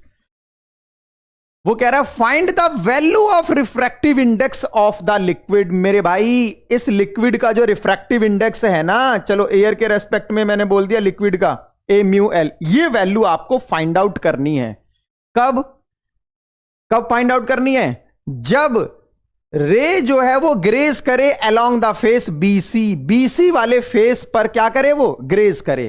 तो समझो मैं इसका रे डायग्राम बना के दिखा रहा हूं आपको, समझिए जरा। ये लाइट रे नॉर्मल पड़ रही है तो भैया ये नॉर्मल ही जाएगी, नॉर्मल नॉर्मल नॉर्मल, यहां इस वाले फेस पर पड़ती है ये। तो जब ये इस वाले फेस पर पड़ती है तो भैया यहां से ये अब ये डेंसर से रेयर में जा रही है, क्योंकि भैया जब ये डेंसर से रेयर में जा रही है, ग्लास जो है ग्लास का रिफ्रैक्टिव इंडेक्स 1.5 है और लिक्विड का हमें फाइंड आउट करना है। तो अगर ग्रेज होगा तो ग्रेज तभी होगा जब आगे वाला मीडियम रेयर होगा, ठीक है ना। जब डेंसर से रेयर में जाते हैं तब क्रिटिकल एंगल के कॉन्सेप्ट पर आते हैं। तो इसका मतलब ये हुआ, ये यहां से क्या हो गया, ग्रेज कर गया, ये इस तरीके से कर गया भाई, ये ऐसे कर गया भाई, समझो जरा, ये ग्रेज कर गया ये।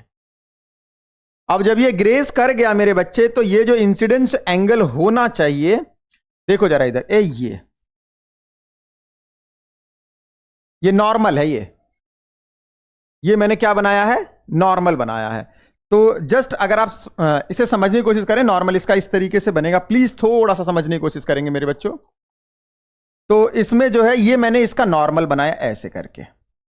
अरे भैया बीसी सरफेस है ना, बीसी सरफेस पर ऐसे नॉर्मल बना दिया ये। अब देखो जरा, ये वाला 60 है, ये वाला 90 है, तो ये वाला 30, और इस इंसिडेंस रे का नॉर्मल के साथ एंगल कितना हो जाएगा, 60 हो जाएगा। ये 60 जो है ना, ये किसका काम कर रहा है, ये क्रिटिकल एंगल का काम कर रहा है, तभी तो लाइट रे ग्रेज कर गई ना। अरे भैया जब क्रिटिकल एंगल पर स्ट्राइक होगा तभी तो वो ग्रेज करेगा मेरे भाई। तो अब अगर हम देखें जरा, इधर देखो जरा, साइन सी इक्वल टू 1/म्यू होता है। जब हमने पढ़ा था तो साइन सी इक्वल टू 1/म्यू।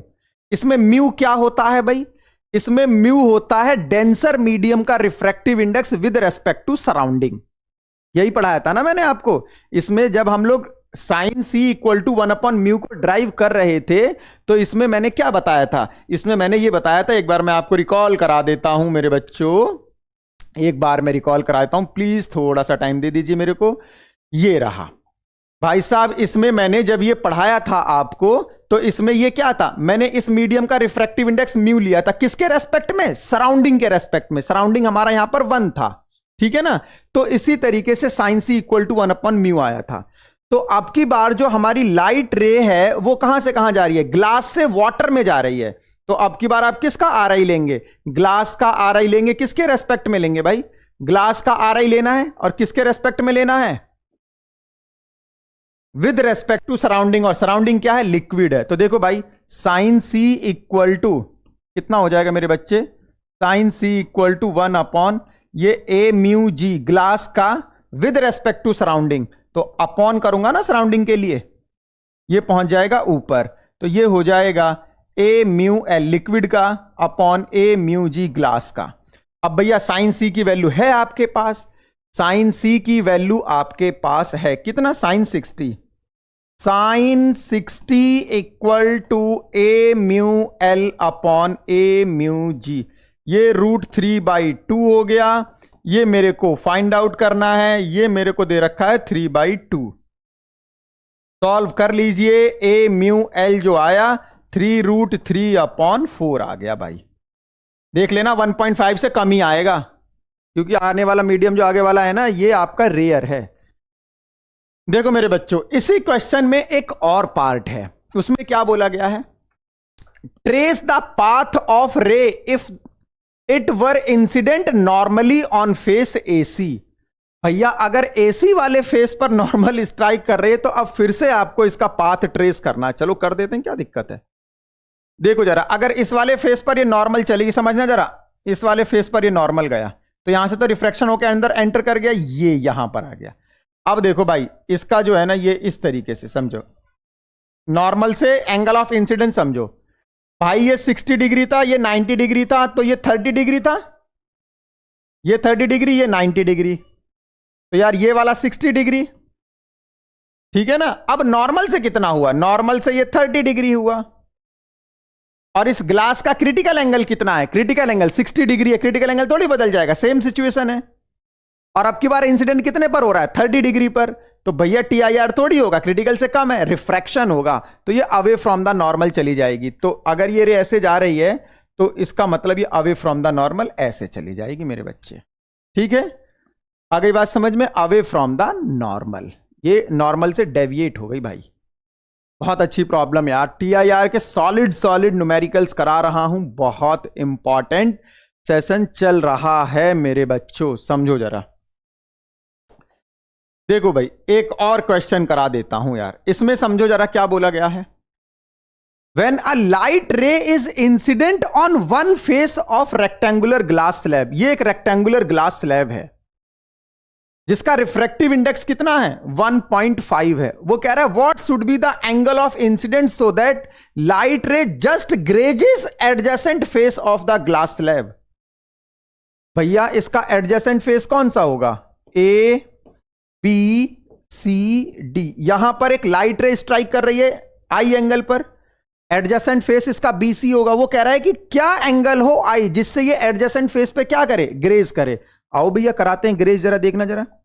पहले तो यहां रिफ्रैक्शन हुआ तो ये रेयर से डेंसर में जा रहा है, तो ये टूवर्ड द नॉर्मल बैंड हुई, ये टूवर्ड द नॉर्मल बैंड हो गई भाई। अब यहां से क्या होना चाहिए, ग्रेज होना चाहिए भाई, ग्रेज इस तरीके से ग्रेज का मतलब ये जो एंगल है ना यार, ये वाला जो एंगल है भाई, ये वाला एंगल ये आपका बनना चाहिए क्रिटिकल एंगल।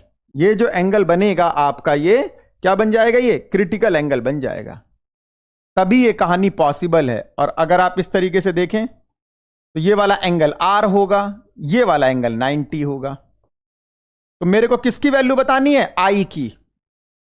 स्नेल्स लॉ देखो जरा, अकॉर्डिंग टू स्नेल्स लॉ, भाई मैं स्नेल्स लॉ लगा रहा हूं यहां पर, Snell's law sine I upon sine R, sine I upon sine R कितना होगा, रिफ्रैक्टिव इंडेक्स। लेकिन रिफ्रैक्टिव इंडेक्स किसका लेते हैं, जहां लाइट रे जाती है उसका रिफ्रैक्टिव इंडेक्स लेते हैं, जहां से आ रही है उसके रेस्पेक्ट में। तो भैया ये एयर से इसमें जा रही है ग्लास में, तो ग्लास का लिया जाएगा, ग्लास के अंदर एंटर कर रही है, तो ग्लास का रिफ्रैक्टिव इंडेक्स लिया जाएगा mu with respect to air, तो ये आ जाएगा आपका 1.5, या सिंपल मैं बोलूं तो म्यू आ जाएगा, ठीक है ना जनरल। अब भैया मेरे को अगर R पता चल जाए तो मैं I बता दूंगा, कहानी सारी R पर रुक गई। अब यहां देखना यार जरा, अगर मैं R की बात करूं तो R जो है वो 90 माइनस C बैठेगा इस ट्राइंगल में, इस वाले ट्राइंगल में R जो है ये C है, ये 90 है, ट्राइंगल का सम 180 एंगल का, तो R की वैल्यू मेरे बच्चों 90 माइनस C बैठेगी है।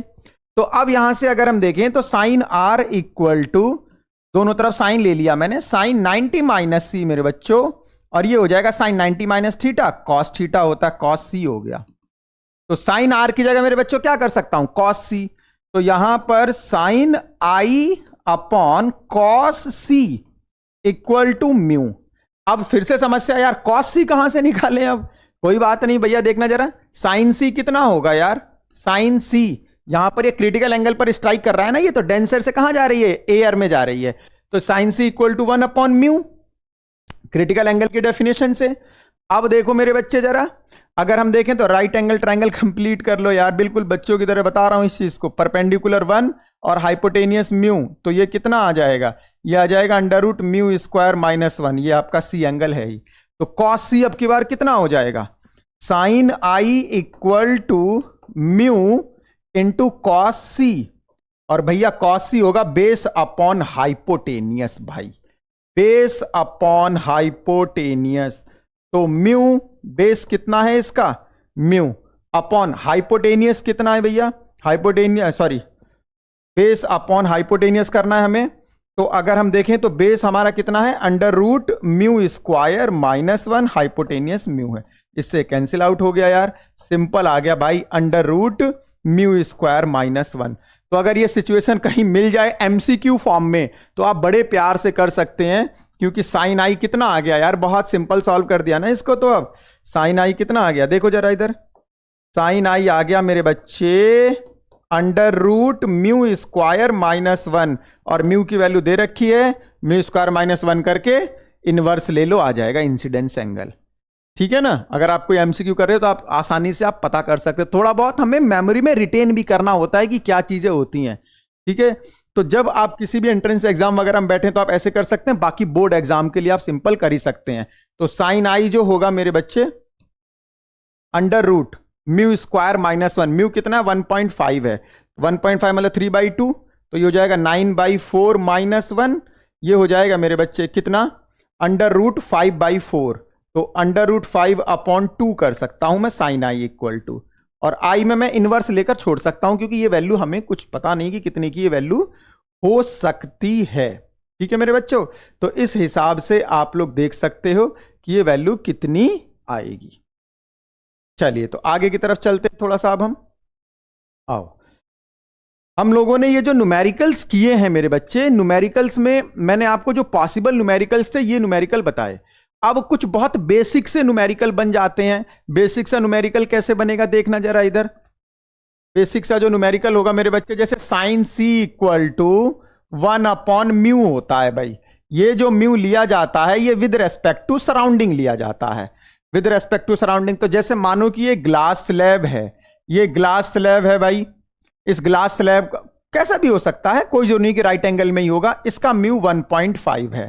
तो भैया इसका क्रिटिकल एंगल अभी हमने देखा था, साइन सी इक्वल टू 1/1.5, यहां से क्रिटिकल एंगल निकाल लेते हैं जो कि 42 डिग्री आता है।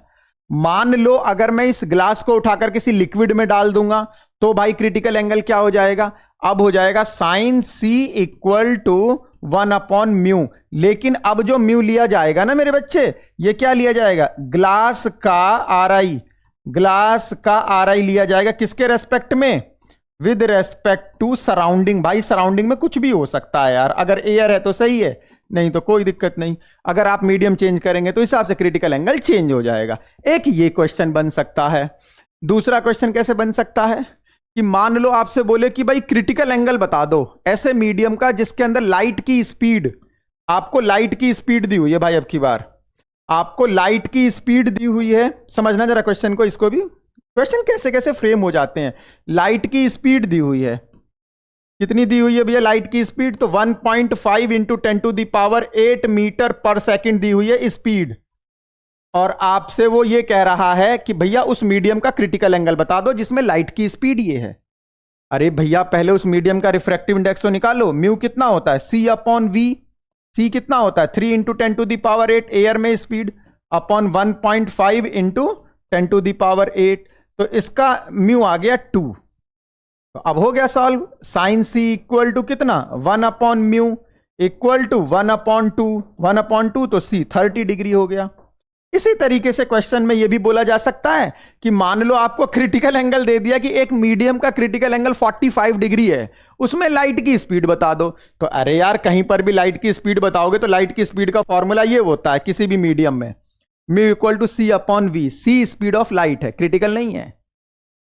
तो अगर उस मीडियम में आपसे लाइट की स्पीड पूछ रहा है तो पहले आप उस मीडियम का रिफ्रैक्टिव इंडेक्स निकाल लो।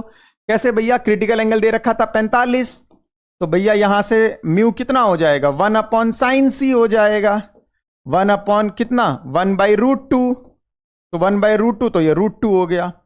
अब म्यू √2 आ गया तो स्पीड निकालना है तो कितना C/V। ये बहुत सिंपल कॉन्सेप्ट है इसलिए मैंने ऐसे बता दिया।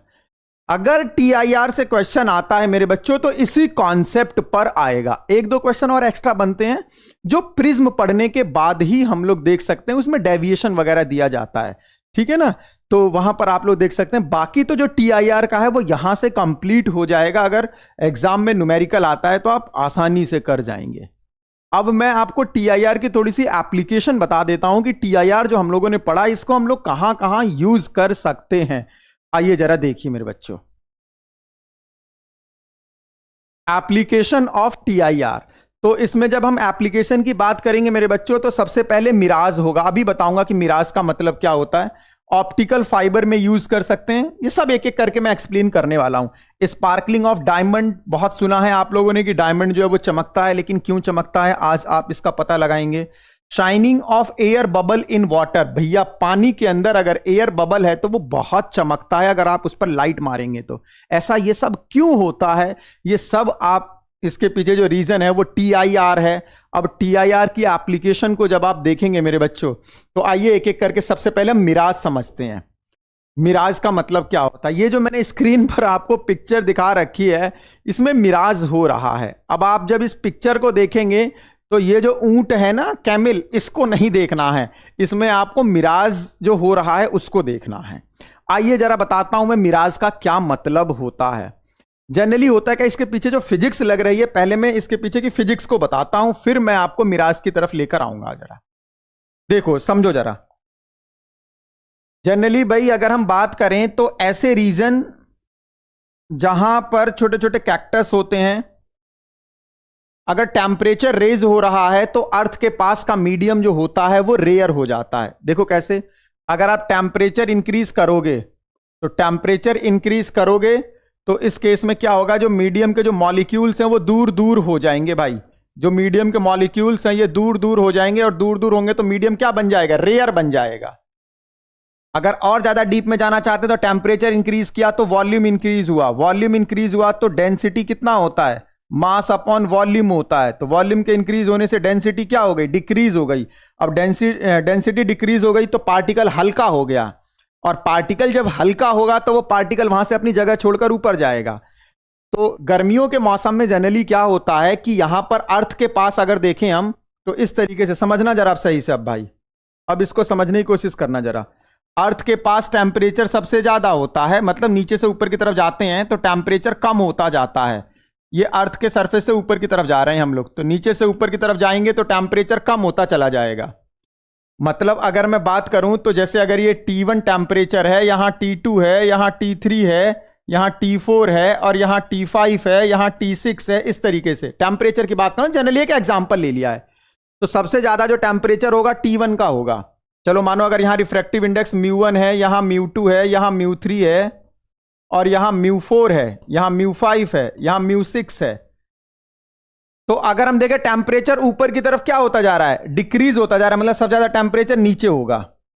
अगर मैं रिफ्रैक्टिव इंडेक्स की बात करूं तो रिफ्रैक्टिव इंडेक्स सबसे ज्यादा ऊपर होगा, क्योंकि जितना ज्यादा टेम्परेचर होता है मीडियम उतना रेयर होता है, क्योंकि वहां जगह खाली हो जाती है ना।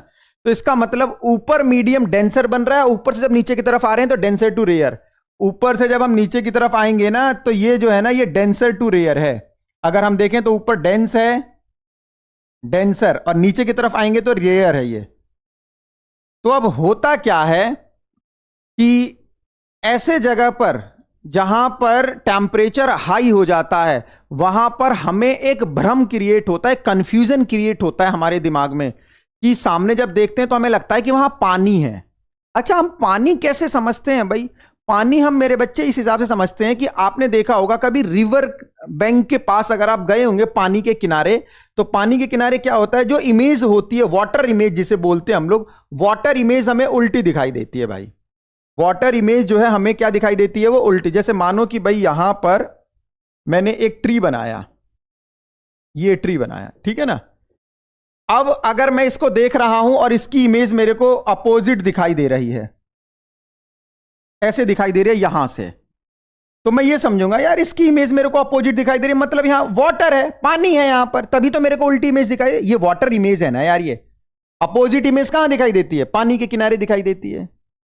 तो होता क्या है भाई, अब समझना जरा TIR में, अब आपको समझ में आ जाएगा प्रॉपर तरीके से मिराज का मतलब क्या है।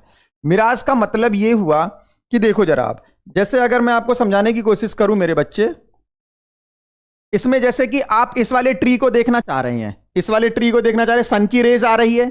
अब जब सन की रेज आएगी तो ये रिफ्लेक्ट होने के बाद आपके आईज पर जाएगी। कैसे, देखो सन की रेज आई, यहां से रिफ्लेक्शन हुआ। अब ऊपर का मीडियम कैसा है भाई, ऊपर का मीडियम डेंस है, ऊपर का मीडियम डेंसर है गर्मियों के मौसम में।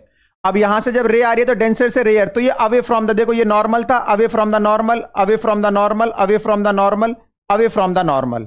ऐसा होते होते ये क्रिटिकल एंगल से ज्यादा पर हो गया, और क्रिटिकल एंगल से ज्यादा हुआ तो अवे फ्रॉम द नॉर्मल होते होते सेम मीडियम में ये वापस आ गया। इसको यहां पर दिखेगा, तो ये जो पर्सन जो भैया ऊंट के ऊपर सहर कर रहा है या कर रही है मैडम, इनका जो है भैया ये जो आपको पेड़ है ये बिल्कुल यहां दिखाई देगा, यहां इसकी बिल्कुल अपोजिट इमेज दिखाई देगी। ये जो इमेज दिखाई दे रही है इसकी अपोजिट इमेज है। तो ये जो ऑब्जेक्ट है इसकी अपोजिट इमेज दिखाई दे रही है, मतलब इनके दिमाग में ऐसा भ्रम क्रिएट होगा कि सामने पानी है क्या, पानी होता नहीं है। वो ऐसा भ्रम क्रिएट हुआ क्योंकि इसकी उल्टी इमेज दिखाई दे रही है ना। तो ये जो उल्टी इमेज दिखाई देती है भाई, ये कहां दिखाई देती है, ये दिखाई देती है रिवर बैंक, मतलब पानी के किनारे। तो ये हमारा दिमाग जो है ये रीड करता है कि यार यहां पानी है क्या, इसकी इमेज उल्टी क्यों दिखाई दे रही है भाई। इसी को बोलते हैं मिराज, ठीक है ना। अब देखो जैसे यहां पर भी अगर आप समझने की कोशिश करो भाई, यहां से लाइट रे आ रही है इस तरीके से डेंसर से रेयर। ये तभी होगा जब गर्मियों का मौसम होगा। क्यों? क्योंकि गर्मियों के मौसम में ऊपर मीडियम डेंस बनेगा, नीचे मीडियम रेयर, जो कि टीआईआर की कंडीशन है। क्या है टीआईआर की कंडीशन? रे जो है वो डेंसर से रेयर में जानी चाहिए। तो जब आपकी रे डेंसर से रेयर में जाएगी भाई तभी तो टीआईआर होगा ना। तो इस तरीके से अगर हम देखें मेरे बच्चों, तो यहां से आया away from the normal, away from the normal, इस तरीके से करते करते जैसे क्रिटिकल एंगल से ज्यादा होगा ये ऐसा इसको महसूस होगा कि ये तो यहां से आ रहा है, तो इसकी इमेज जो बिल्कुल अपोजिट दिखाई देगी यहां पर। ये सेम यहां पर भी इसकी इमेज आपको यहां पर अपोजिट दिखाई दे रही है, ये क्रिटिकल एंगल से ज्यादा पर हो गया। तो भाई इसको हम लोग क्या बोलते हैं यार, इसको हम लोग बोलते हैं मिराज, ठीक है ना। ये जनरली रेगिस्तान में देखने को मिलता है, बाकी अगर आप ड्राइव वगैरह कर रहे हैं तो रोड पर कभी भी देखने को मिल सकता है। आपको लगता है कि सामने पानी है, होता नहीं है भाई मेरे पानी, ठीक है ना। वो भ्रम क्रिएट हो रहा है क्योंकि उल्टी इमेज दिखाई दे रही है, और उल्टी इमेज वाटर इमेज जो होती है वो वाटर के किनारे दिखाई देती है। तो हमारा दिमाग ये रीड करता है क्या सामने पानी है क्या, क्यों उसकी उल्टी इमेज दिखाई दे रही है, दैट इज मिराज, ठीक है। चलो आगे की तरफ चलते हैं हम लोग। भाई साहब डायमंड, हीरे को तो सभी ने देखा होगा, और हीरे की जो चमक होती है, हीरे की चमक जो होती है वो जोहरी को पता होती है। ऐसा क्यों भाई, तुम्हें क्यों नहीं पता है? हीरे में ऐसी क्या खासियत है कि वो बहुत ज्यादा चमकता है? तो अगर हम डायमंड की बात करें भाई, तो देखो डायमंड का जो रिफ्रैक्टिव इंडेक्स है ना, अगर हम डायमंड के रिफ्रैक्टिव इंडेक्स की बात करें मेरे बच्चे समझना जरा, रिफ्रैक्टिव इंडेक्स की अगर मैं बात करूं तो डायमंड का जो रिफ्रैक्टिव इंडेक्स है ये होता है भाई कितना, म्यू इक्वल टू 2.42 के आसपास होता है। ये रिफ्रैक्टिव ने बहुत ज्यादा है ये। तो अगर मैं क्रिटिकल एंगल आप निकाल के दिखाऊं इसको, तो 1/म्यू मतलब 1/2.42। जब आप सी के लिए सॉल्व करेंगे तो ऑलमोस्ट 24 डिग्री के आसपास आता है। मतलब क्रिटिकल एंगल बहुत कम है यार, 24 डिग्री तो कोई बहुत बड़ा एंगल नहीं है। इसका मतलब यह हुआ कि डायमंड को जब डिजाइन किया जा रहा है, जब जौहरी जब डिजाइन कर रहा है डायमंड को भाई, तो उस डायमंड की कटिंग वो इस हिसाब से कर रहा है कि लाइट रे जो है, जो लाइट रे डायमंड के अंदर एंटर तो कर जाए। जैसे यहां से आया, यहां से ये जो लाइट रे आ रही है, ये लाइट रे यहां से जब आ रही है मेरे भाई, तो यहां से रिफ्रैक्शन की हेल्प से एंटर तो कर जाए, लेकिन जब इस वाले फेस पर पड़ेगी तो वो इस वाले फेस पर हमेशा 24 डिग्री से ज्यादा पर पड़े। क्योंकि पहले ये रेयर टू डेंसर जा रही थी, डायमंड के अंदर एंटर कर गया भाई रिफ्रैक्शन की हेल्प से। अब यहां पर ये डेंसर टू रेयर आ रही है, बाहर निकलने की कोशिश करेगी लेकिन बाहर नहीं निकल पाएगी, अंदर ही ट्रैप हो जाएगी। क्यों? क्योंकि ये जो एंगल होता है, हम डायमंड की कटिंग इस हिसाब से करते हैं कि इस वाले फेस पर जब लाइट स्ट्राइक करे तो वो इंसिडेंस एंगल जो बने, इसका इंसिडेंस एंगल भाई ग्रेटर देन 24 डिग्री बने, जो कि क्रिटिकल एंगल से ज्यादा है। तो लाइट जो है अंदर ही फिर क्या हो गई, अंदर ही टीआईआर में सफर कर गई। तो जैसे टीआईआर करेगी फिर ये यहां पहुंचेगी भाई, जब ये यहां पहुंचेगी तो फिर वही काम हमने इस हिसाब से कटिंग की हुई है। तभी तो मैं बोल रहा हूं कि हीरे की पहचान जौहरी को होती है, क्योंकि जौहरी ने डिजाइन किया हुआ है उसको, उसका क्रिटिकल एंगल क्या है भाई उसको पता है, उसने क्रिटिकल एंगल के यहां पर कितना डिजाइन किया हुआ है। जितना बेस्ट क्रिटिकल एंगल पर वो डिसाइड होगा उतना ही ज्यादा वो चमकेगा, क्योंकि उसके अंदर जो लाइट एंटर करेगी तो वो लाइट एंटर तो कर गई, अब अंदर ही ट्रैप होती रहेगी वो। अगर मान लो क्रिटिकल एंगल से कम पड़ जाएगा तो उस फेस से बाहर निकल जाएगी फिर वो। तो फिर से यहां पर टीआईआर हुआ भाई, फिर से यहां पर टीआईआर हुआ, फिर इस तरीके से फिर से यहां पर टीआईआर हुआ। मतलब सभी फेस से बार बार टीआईआर होगा, कि जिस भी फेस पर वो जाएगा वो 24 डिग्री से ज्यादा पर पड़ेगा, तो वो भैया अंदर ही टीआईआर होता रह जाएगा। तो इस हिसाब से जो है लाइट अंदर ही बार बार घूम रही है, तो भैया डायमंड तो चमकेगा ही, सारा खेल ही लाइट का है। अब लाइट अंदर ही चमक रही है। तो इस तरीके से आप डायमंड के स्पार्कलिंग को समझ सकते हैं कि डायमंड किस तरीके से चमकता है भाई। ठीक है, इसको ब्रिलियंस ऑफ डायमंड भी कहते हैं, क्योंकि डायमंड जो है दूसरे की लाइट से चमक रहा है, इसलिए इसको ब्रिलियंस भी कहते हैं। ठीक है, चलो, तो अगर एग्जाम में आता है तो आप एग्जाम में इस तरीके से एक्सप्लेनेशन लिख सकते हैं, because diamonds have very high refractive index which is equal to 2.42, so its critical angle is all about 24 degree. Now if the ray incident inside the diamond at any phase which is greater than 24 degree, then it will be reflected inside the diamond. तो भैया इस हिसाब से आप बता सकते हो यार। ठीक है ना, केस स्टडी बहुत बनती है इस पर। अच्छा एक बार बताओ, अगर मैं इस डायमंड को उठाकर यार कहां डाल दूं, पानी के अंदर, तो पानी के अंदर डाल दूंगा तो उस केस में क्या हो जाएगा, पानी के अंदर डालूंगा तो भाई इसका क्रिटिकल एंगल बदल जाएगा, और क्रिटिकल एंगल बदल जाएगा तो उस केस में फिर आप डायमंड की चमक थोड़ी सी कम ज्यादा हो सकती है। ठीक है ना, चलिए आगे की तरफ चलते हैं। अब देखो भाई, नेक्स्ट है ऑप्टिकल फाइबर। अगर हम ऑप्टिकल फाइबर की बात करें मेरे बच्चों, तो देखो ये जो मैंने स्क्रीन पर रिप्रेजेंट किया हुआ है ये ऑप्टिकल फाइबर है।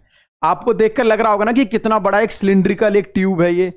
आपको एक बात बताऊं मैं, ऑप्टिकल फाइबर जो है ना, ये ग्लास का बहुत छोटा सा केबल है, जिसकी थिकनेस जो होती है ना वो हेयर के थिकनेस के इक्वल होती है।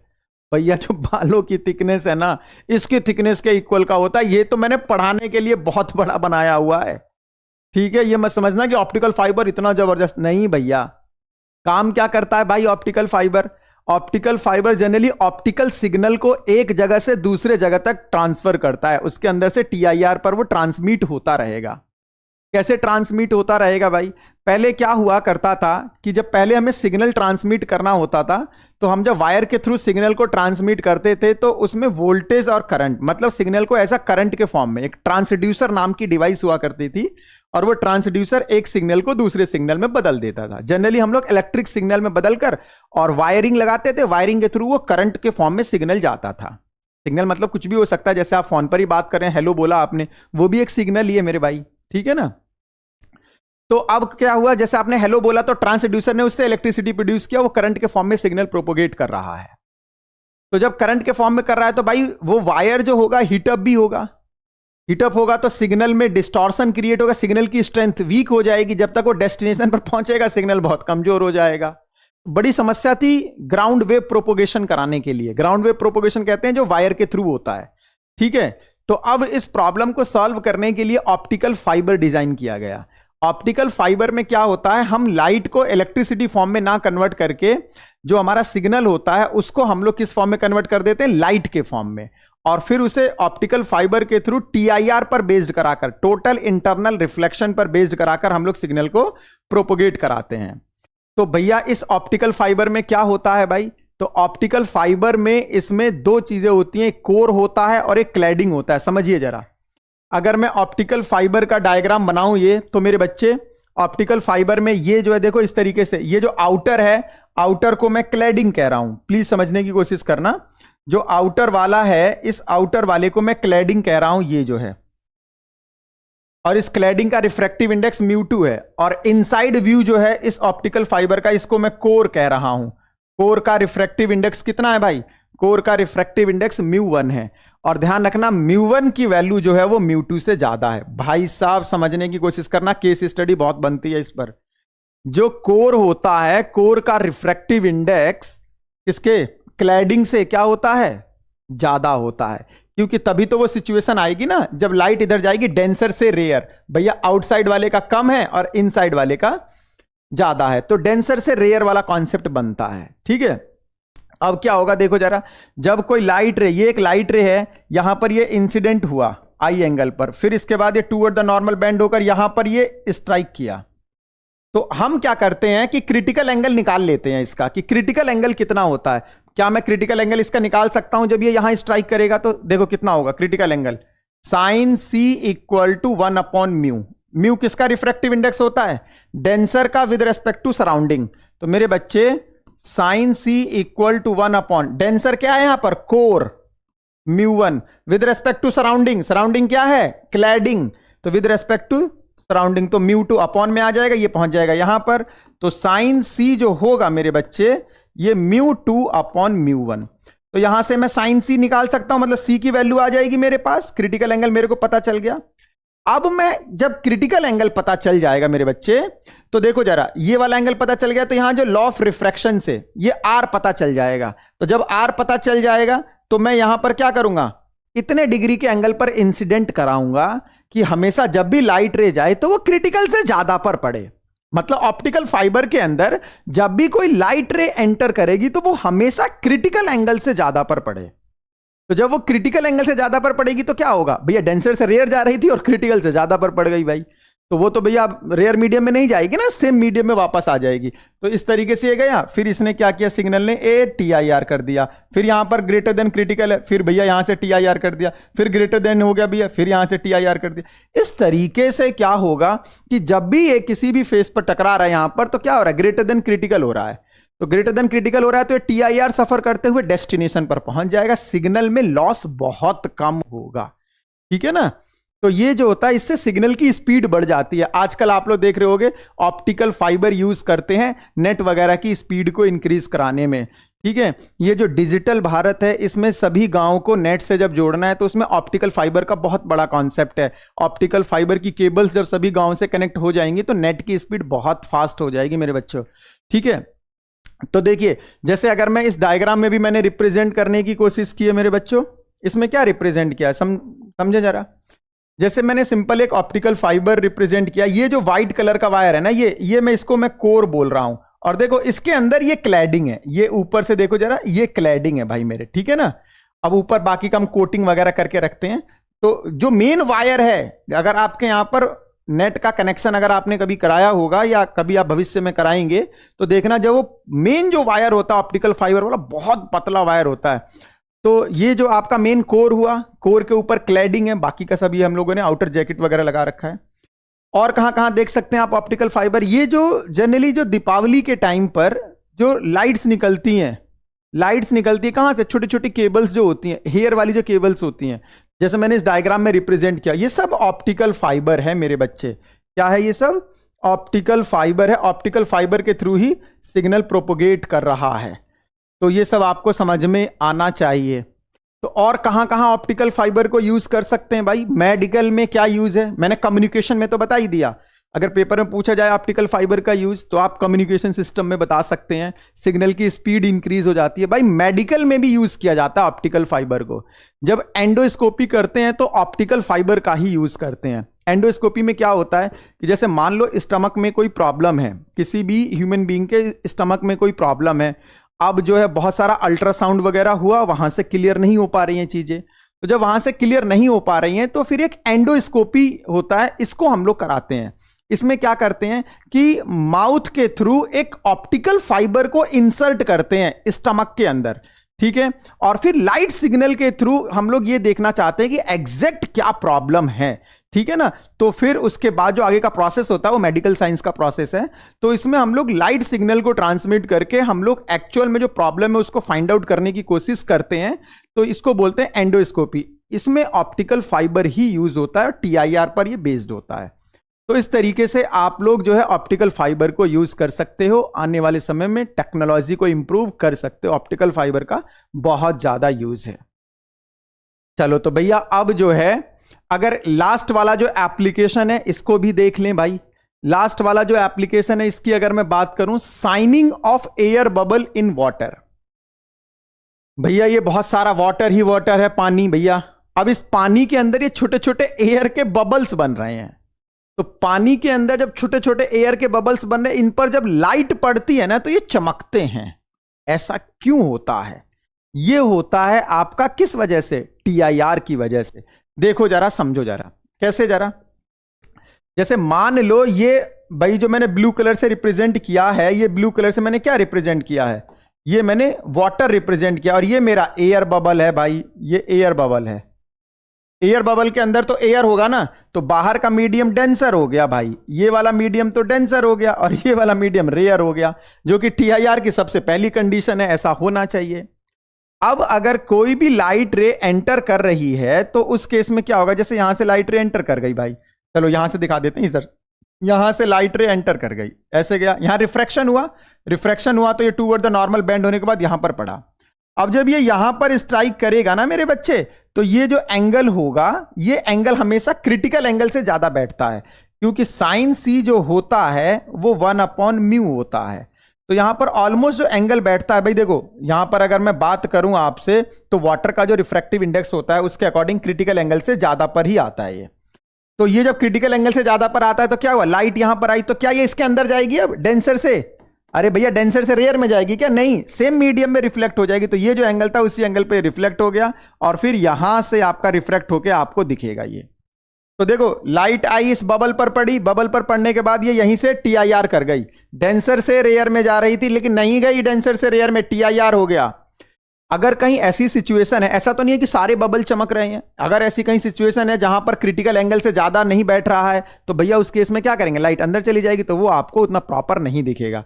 बट अगर हम क्या करें, इसमें सॉफ्ट सॉल्यूशन डाल दे, थोड़ा सा इसमें अगर हम लोग सॉफ्ट वगैरह इंसर्ट कर दें, साबुन का सॉल्यूशन ले लें, तो उस केस में क्या होता है, उसका रिफ्रैक्टिव इंडेक्स इंक्रीज हो जाएगा। अब रिफ्रैक्टिव इंडेक्स इंक्रीज होगा तो क्रिटिकल एंगल कम हो जाएगा और आसानी तरीके से हम लोग क्या कर सकते हैं, उसको शाइन करा सकते हैं। तो ये ओवरऑल जो फिनोमिना है कि कैसे ये एयर बबल चमक रहा है, आप देख सकते हैं सोर्स से लाइट आई, ये लाइट पड़ती है इस एयर बबल पर, डेंसर से रेयर में जा रही है जो कि टीआईआर की पहली कंडीशन।